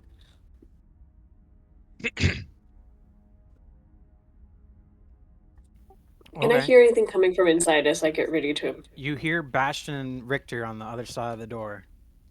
Well, we're not talking yet, but I'm Well, walking. You hear actually, somewhat familiar you have a giant point metal there. clank. You hear metal footsteps on the other side of the door. Yeah, from a I'm just gonna sigh. Yeah, from like a 400-pound metal man walking around. There's a little bit of Bastion. a weight going on. Talk. Bastion. Could you open the door? Altan? We are here to rescue you. Okay. You hear Please something shift cooperate. away from the door. And then I stow away the maul again into the bag of holding. And then I'll open the door. As soon as the door opens, So- I cast fireball. No, I'm just kidding. I'm kidding. Kidding. Counterspell! Alright, but so I'll open the door and I'm just like eyeing everything around still. So we're all alive? Gods must be feeling very, very generous today. Shall we get the fuck out of here? Is that a spider chest? Give me 20 minutes. And I'm 20 going minutes? to plop. I'm going to plop down into, crisscross as I have the rope and the book in my hands, and then you're going to see me do the very familiar identify. No, I'm not going to let you do that. And I'm going to say, we got to get out of here. Yeah, that can Get your ass- wait. Now, We don't know Now where we're the gonna executioner is. We need to go. yeah, Okay. we need to get out of here. Quit yapping are- and start walking. Now, are we going to fight the executioner or are we going to run? No, What are we doing? I'm gonna fucking run. He didn't seem to care much whenever we hit him before. I think we We need to have leave no him be. resources. One healing potion. Well, I have 2 regular healing potions on me. I just didn't get a chance to use them in the last fight. Oh Which wait, way are we everyone going? stop. Everyone stop. Come back to me. Come back to me. We have spells now. We can be sneaky. Bastion's missing. Yep, sorry. I'm Bahamut, moving my praise token. be. We might yet survive. Eh. Isn't Bastion still glowing? I'm glowing. That's why he's at the I back. can't see in the dark. Well, I shed 60 feet of light from my flail. And that's why I Yes. was at the front. Bastion be blind in the dark. I think for some reason that still has light on me. I'm gonna get rid of that because I did not cast it on myself. Alright, but I can have. I can turn off my light and I can have Buckbeak guide me forward. I need to see. Yeah, me too. Yeah, so half of us need to see. So I guess Just I'll leave get it one on. small dancing light, and me and Victor will guide you, blind fuckers. Yeah, alright? Let's go. I've got a small dancing light on me. I mean, if we turn on any light, it's going to be the same. It's what. Just If we're 15 gonna feet of dim go- light. I just have it attached to my token. But if we're All right, if we're gonna so go new in stealth. the dark, then Yes, stealth plus 10. Do we need to manually add the plus 10? Yes. Frank, you can now move the dancing light on. Yeah. Well, that's good. You can now move it. Oh, that works.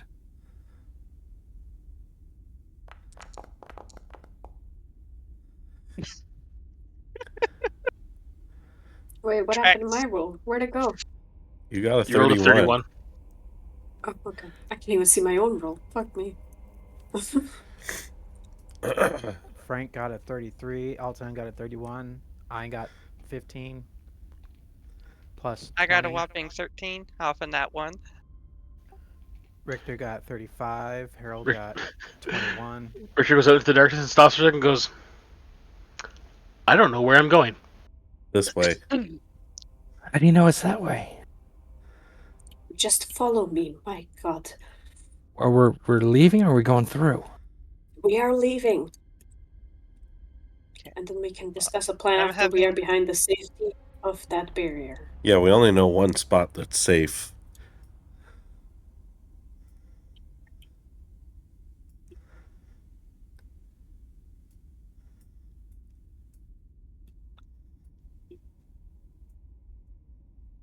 All right, we're safe I'm now. going to check everybody has stepped past the barrier and then take a sigh of relief. But did we even see the barrier? I thought it was invisible. Well, we It know was where the more of barrier a- was. We assume where it is. Harold and Frank are the only two who know where the barrier is. Yeah. Boop. I communicate that we are all safely past the barrier. And then I look at everyone and I say, that was fucked. Never do that Richter, again. Let's never do that again. Frank was saying something about the barrier having the symbol of your order. Yeah. The barrier that didn't let him pass, it had your golden cross with the blue coloring came up on it. What was the name of that friar person that you worked with? Carl. Carl, that's right. Okay, cool. His name is Carl. I would like to cast Ascending to Carl. Oh boy. Okay. Your words were 20 founded. 25 words. Here we go. Is Hey, anyone Carl. counting? Fucking executioner. Invulnerable to everything. Magical barrier. What the fuck? Do you know anything? Should we come see you? 4 left. Hazard Harry. Signing out. That's it.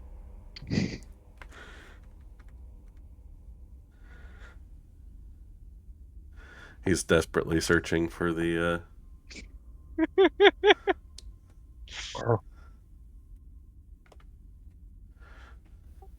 Scrolling. Where's Carl?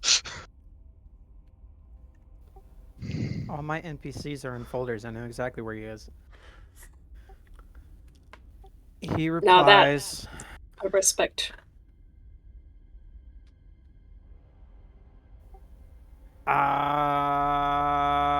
Do you mean you're fucking the executioner, or...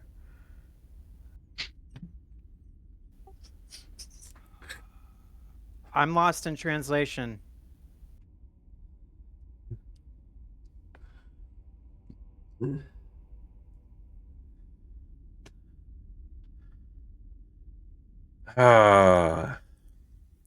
Apparently, Carl is not as bright as you claim him to be there, Richter. He's an engineer. He's not a philosopher. Uh,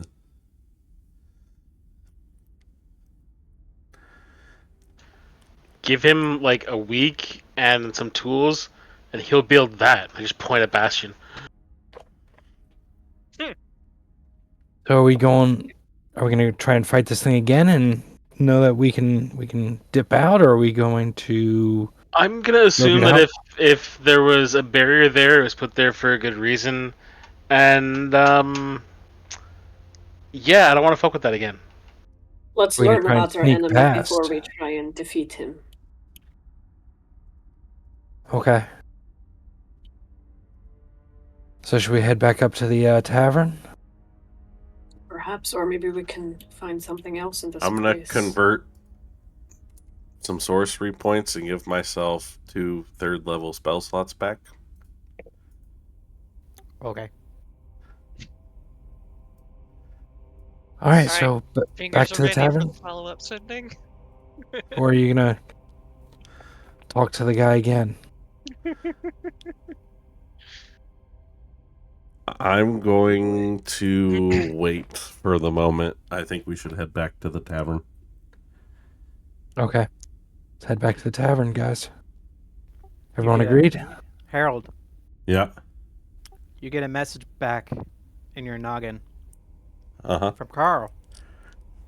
You're going to have to explain further detail of what you just said, because I was a little confused for a moment, because I was in the moment. There you go, Richter. You guys are fucking annoying, and I'm going to cast sending. You don't have to cast it. You can You don't just have to No, cast he Oh, said talk one right to back. you. Gotcha. So I don't cast sending, and I still have that spell slot. And I say, Well, you already said, Victor, you guys are fucking annoying, so that's Victor, you annoying. That's 6. Monsters. powerful executioner, large axe, soaked up blood, invulnerable to damage, invisible barrier stopped him from killing us. 2 Strom words. Calder. Strom Calder. Wait, what did you say, Frank? In Strom Calder. That's the name of the city, isn't it? Strom Caldur.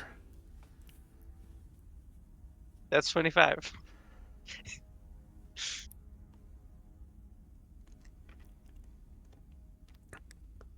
The fact that sending isn't a ritual spell, by the way. Some bullshit, right?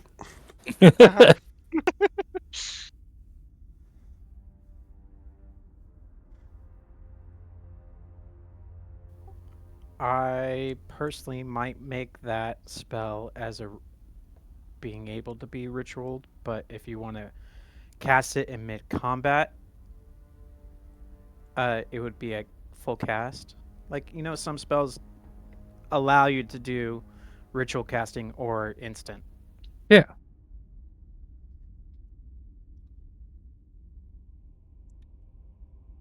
That just makes me think of World War Z, and the guy gets the really inopportune timed phone call from his wife, and then just brings down a bunch of zombies on them.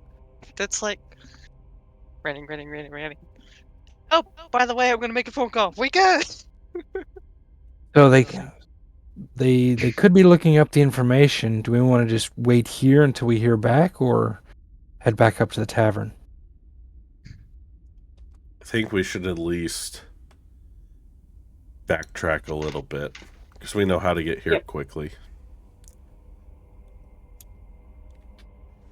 Okay, backtrack to what? Secure the area. Whatever cabin's right behind us. I think we've Killed every single thing. You killed everything. What's behind you? Yeah, it's only forward from here. Maybe we should see what they left behind. We could just murder a hobo our way through this entire city, no? I mean, we just did. Pretty much just did. See what's left.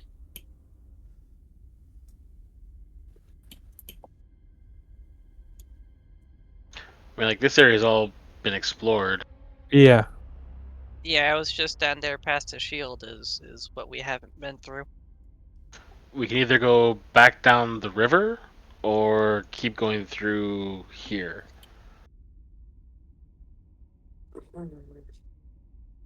Well, we had problems going down the river, didn't we? We came from the we river don't have a over boat? here, but- Yeah. And then Also, that river is deep and fast. And then there were water nymphs that we agreed to do something for, or some. We might have like just that. slayed all the people that they were wanting us to kill. Yeah, all the drow, right? I don't think the big guy is a drow, so We can check with them. Let's hike back and ask them while we wait for Carl.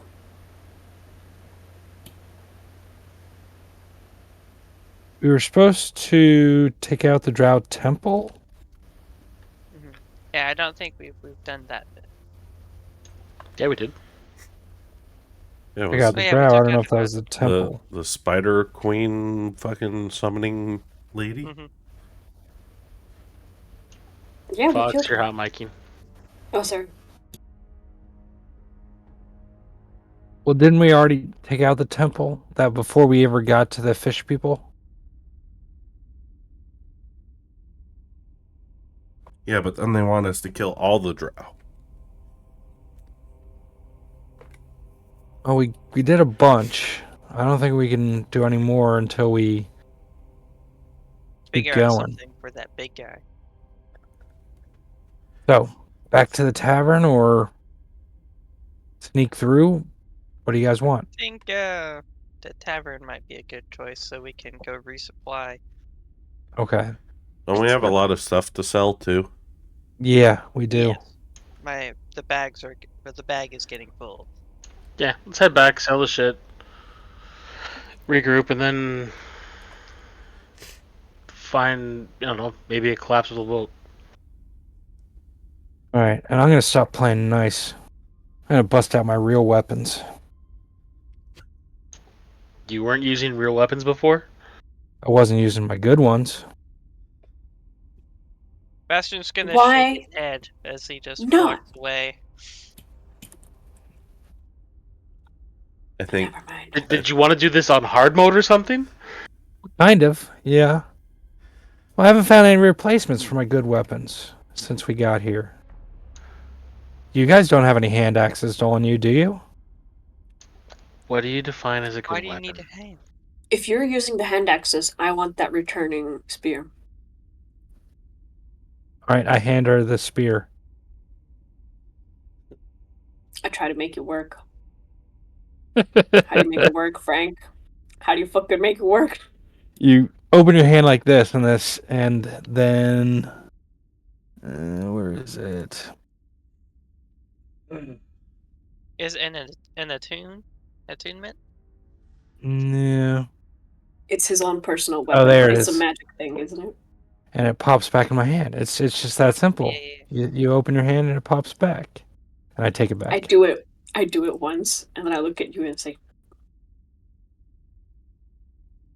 "You're lucky." I can try and teach you the trick at the tavern, but all right, back to the tavern.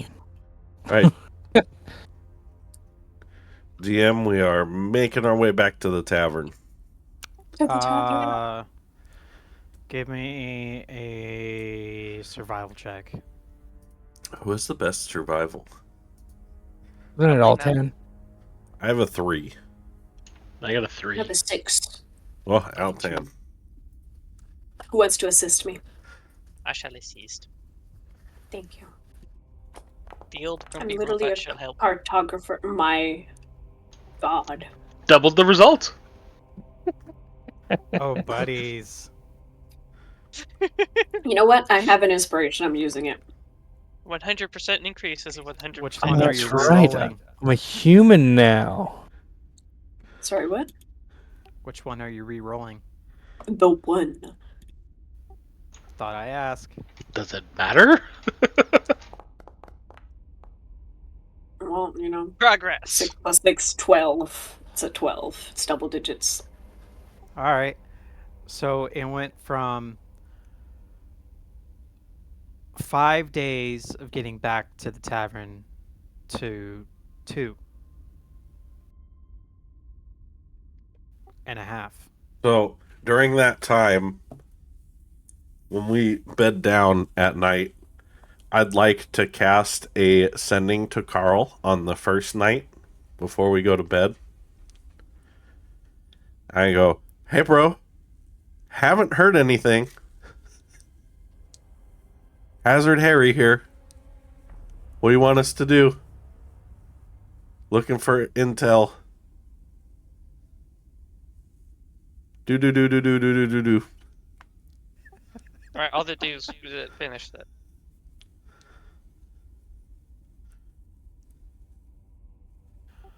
I am researching of this foe. You're gonna have to give me some time. I suggest on not dying. Cool. In his infinite wisdom, Carl suggests we don't die and to give him some time to research it. So, I like that plan. Sounds about right. Next time you send something to him, say we need a collapsible boat. got it.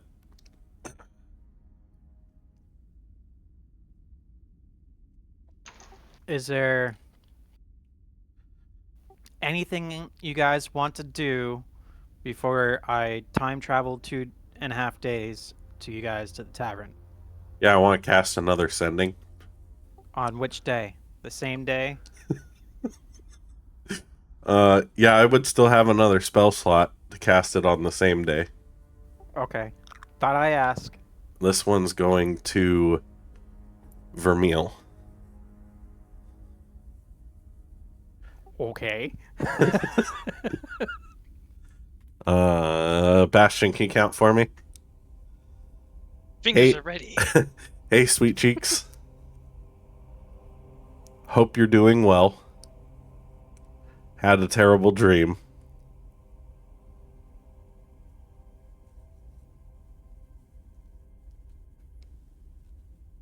Hope to see you soon. That's it. Okay.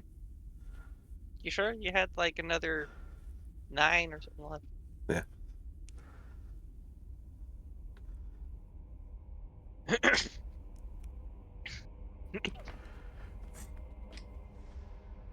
I don't know if my voice can take doing all these sendings. You It's sound time for you fine. to shut the fuck up. Probably doesn't feel fine. Mm-hmm. Oh yeah. You know what? I'm not even gonna hide it. I'm gonna casually check out Frank's weapons. What other things is he hiding in his bag? I'm just gonna. Are you gonna allow me to respond to his message, or are you Sorry. gonna continue talking over me? I rolled an 84 for the 5%. I wish to continue talking. I'm gonna plant a shrubbery in my pot of awakening. It's so good to hear your voice, my love. I had a terrible dream myself. And coincidentally, the twins had a terrible dream as well. We miss you. We love you.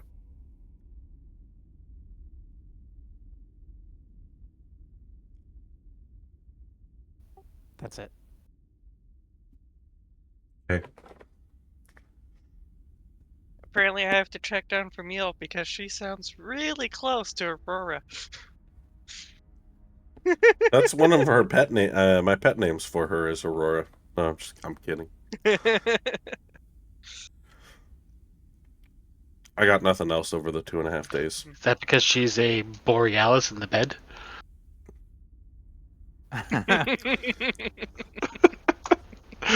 The reaction from Fox was worth it. I don't care how bad the joke was.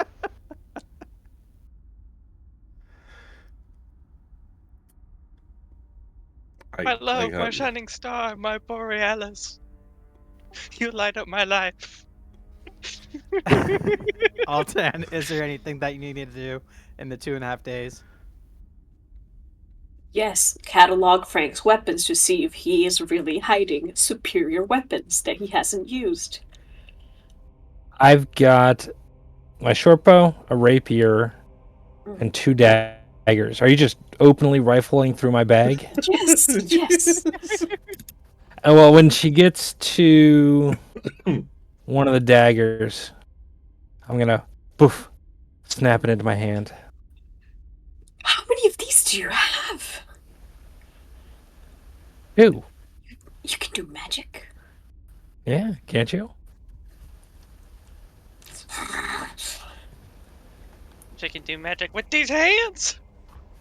I actually think the only one that can't do magic is Altan. Yep. Technically, she has magical hands, but it hurts. Hmm. Except they changed it. They're no longer magic. They're force. Really? Yeah. Yeah. What? That's a bit of a weird one. That's a It's weird fine. change. It gets around the resistant to Non-magical. non-magical bludgeoning, piercing, or slashing. Yeah. Without being like, I've got magic hands. Oh, well, I That can makes see. sense, actually. Yeah. I'm gonna actually poke Richter and say, I'm not really good at range, but I have learned how to use a hand crossbow before. Do you have an extra? No. Do we have an Putting extra in that our on the loot? shopping list. I mean, think like we we might do- have. I mean, since this magically happened, not at all because the characters got changed. I do have this one. He posted the other one, and I do have this one, but I need both. So, no. Shopping list. Got it. Well, There is seeing a as, hand crossbow in the list. seeing as none of us stopped and grabbed one from the dead drow.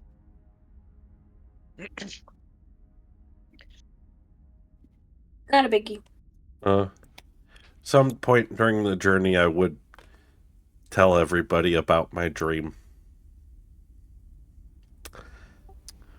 How would you tell everybody? I would probably, just in conversation. Anybody else have a bad dream? No. I had a Oh. great dream, actually. No. Why I do you don't ask? dream. I just have memories. I kind of had a dream that I think I was back home. It's weird to say home when you're talking about the Feywilds. And my kids were playing. And everything was great. And then it wasn't. And then it got worse. And then I had to step in. And everything got better.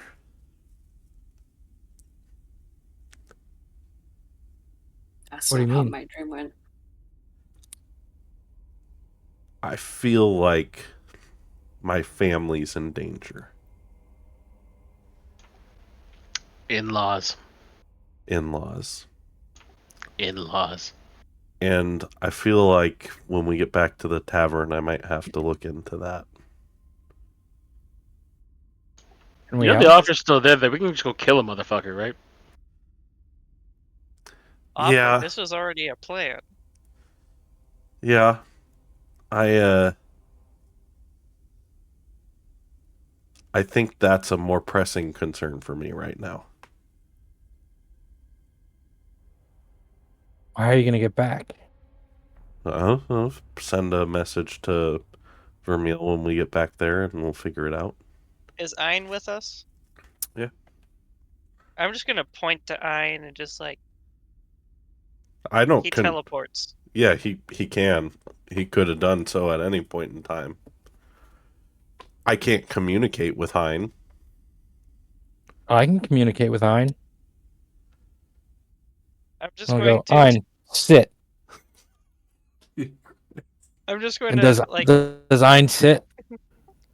Give me a animal handling check.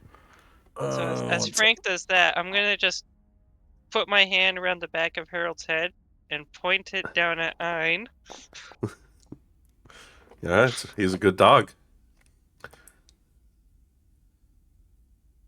This is where you use your words. He's not normal. Hein, you're a good dog. Try a question. Hein, do you speak?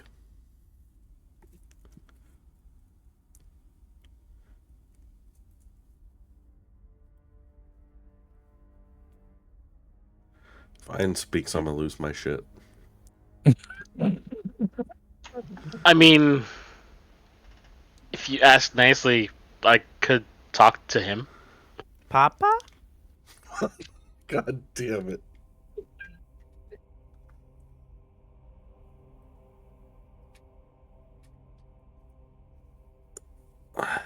Ein,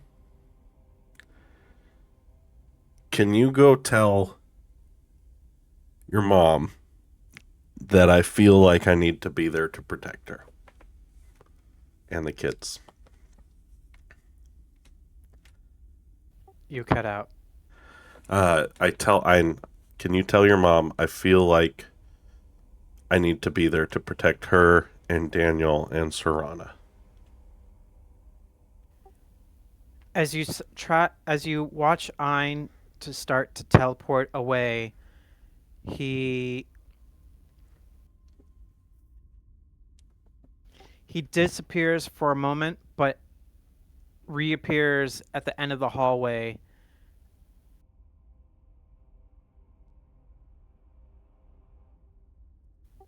And he looks confused and looking around. Might He be can't this. teleport inside the mad tower. Yeah, it might be this place.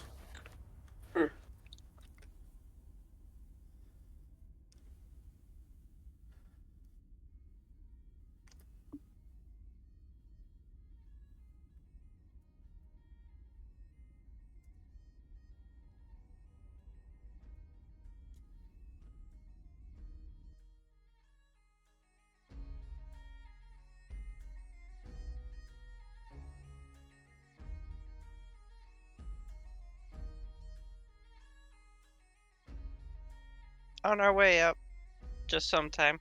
I'm just gonna as we're walking, Harold, can you get some sort of spiky or some sort of somewhat interesting Feywild plant? I can try to source something for you while I'm there. Why? I wasn't joking. I have a pot of awakening. I want to plant something in it. Oh, yeah. I mean, I have options of some sort of crazy Feywild thing. Potato. Yeah. You have what now? Feywild potato. But yeah, no, it's just yeah. As he asked why, just I have an interesting pot, and I'd like to make it do a thing. I plant a plant in it, and somehow after 30 days it becomes sentient and alive in some sort of way. And since you can go to the Feywild, I figured you might have some interesting options. Something more than the local variety. I'll see what I can As do. I wave a hand at the stone walls and floor. I'll see what I can do. We called a shock once another pet. All right.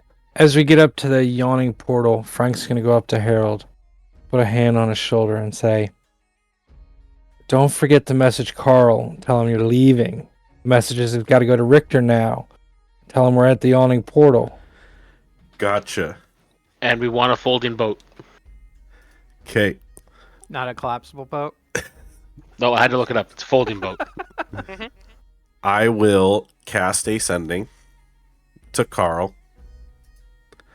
And I'll say, "Yo, Carl, what up?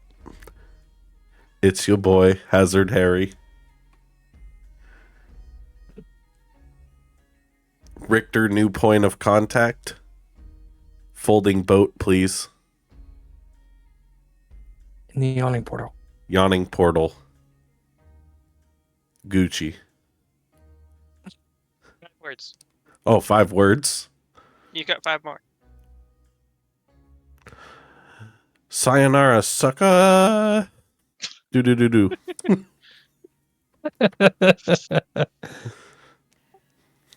The tone of his voice sounds highly frustrated, meaning he's researching the thing that you asked about, and you interrupt his work. For a 3rd time.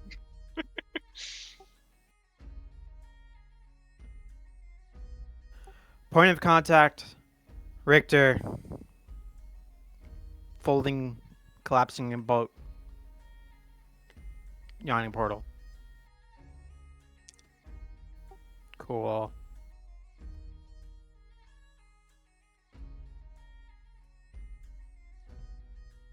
Safe travels. And I'll tell, once he responds, I'll tell Ein. All right, Ein, do it.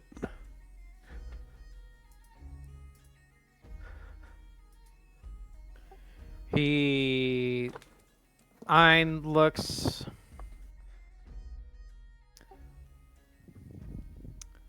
He circles. He does his little circling and sniffs the chair and raises his leg and starts to go. He looks at you and looks happy and then poofs out of existence. I'll just prestidigitation that real quick. It doesn't go away. Ooh. Whose dog was that? Oh my god. Oh, do I still have the thing on this character where I take damage when I lie? Yeah. Well, first let's roll the deception. Oh, it wasn't even a good lie.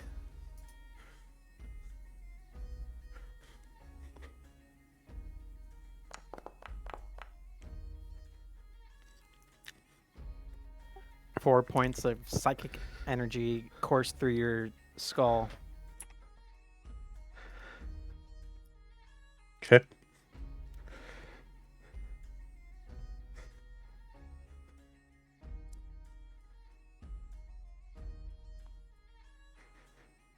I will.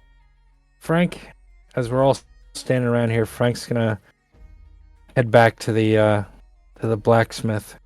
He's got to buy some good weapons.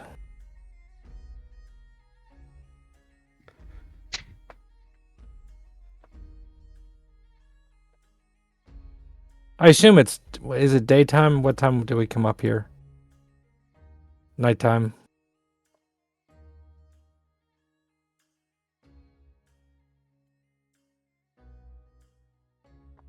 My clock disappeared. I don't know if it's accurate, but my clock says 5:56. In the morning? a.m. Yeah. In the Yeah. morning. Mm-hmm. Okay. So it'd be another 2 hours. 2 hours. All right, well, then I'll just buy everyone breakfast if the sun isn't even up. Sun's rising. Well, yeah. Buy breakfast for everyone, waiting for blacksmith to open up and for Ein to get back. Are you guys continuing and just standing around in the hallway, or are you going to pick a certain table? That was one of the waitresses giving you lip. Can we save that till next time since it's almost midnight and some of us are falling asleep in our chairs? Yes, we can.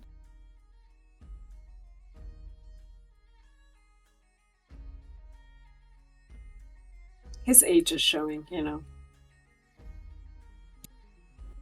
And the man just No, the turned fact I 80 gotta get years up- old.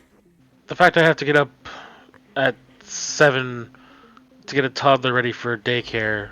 I know, Victor. We're joking. I know. But yeah, also that. Yeah.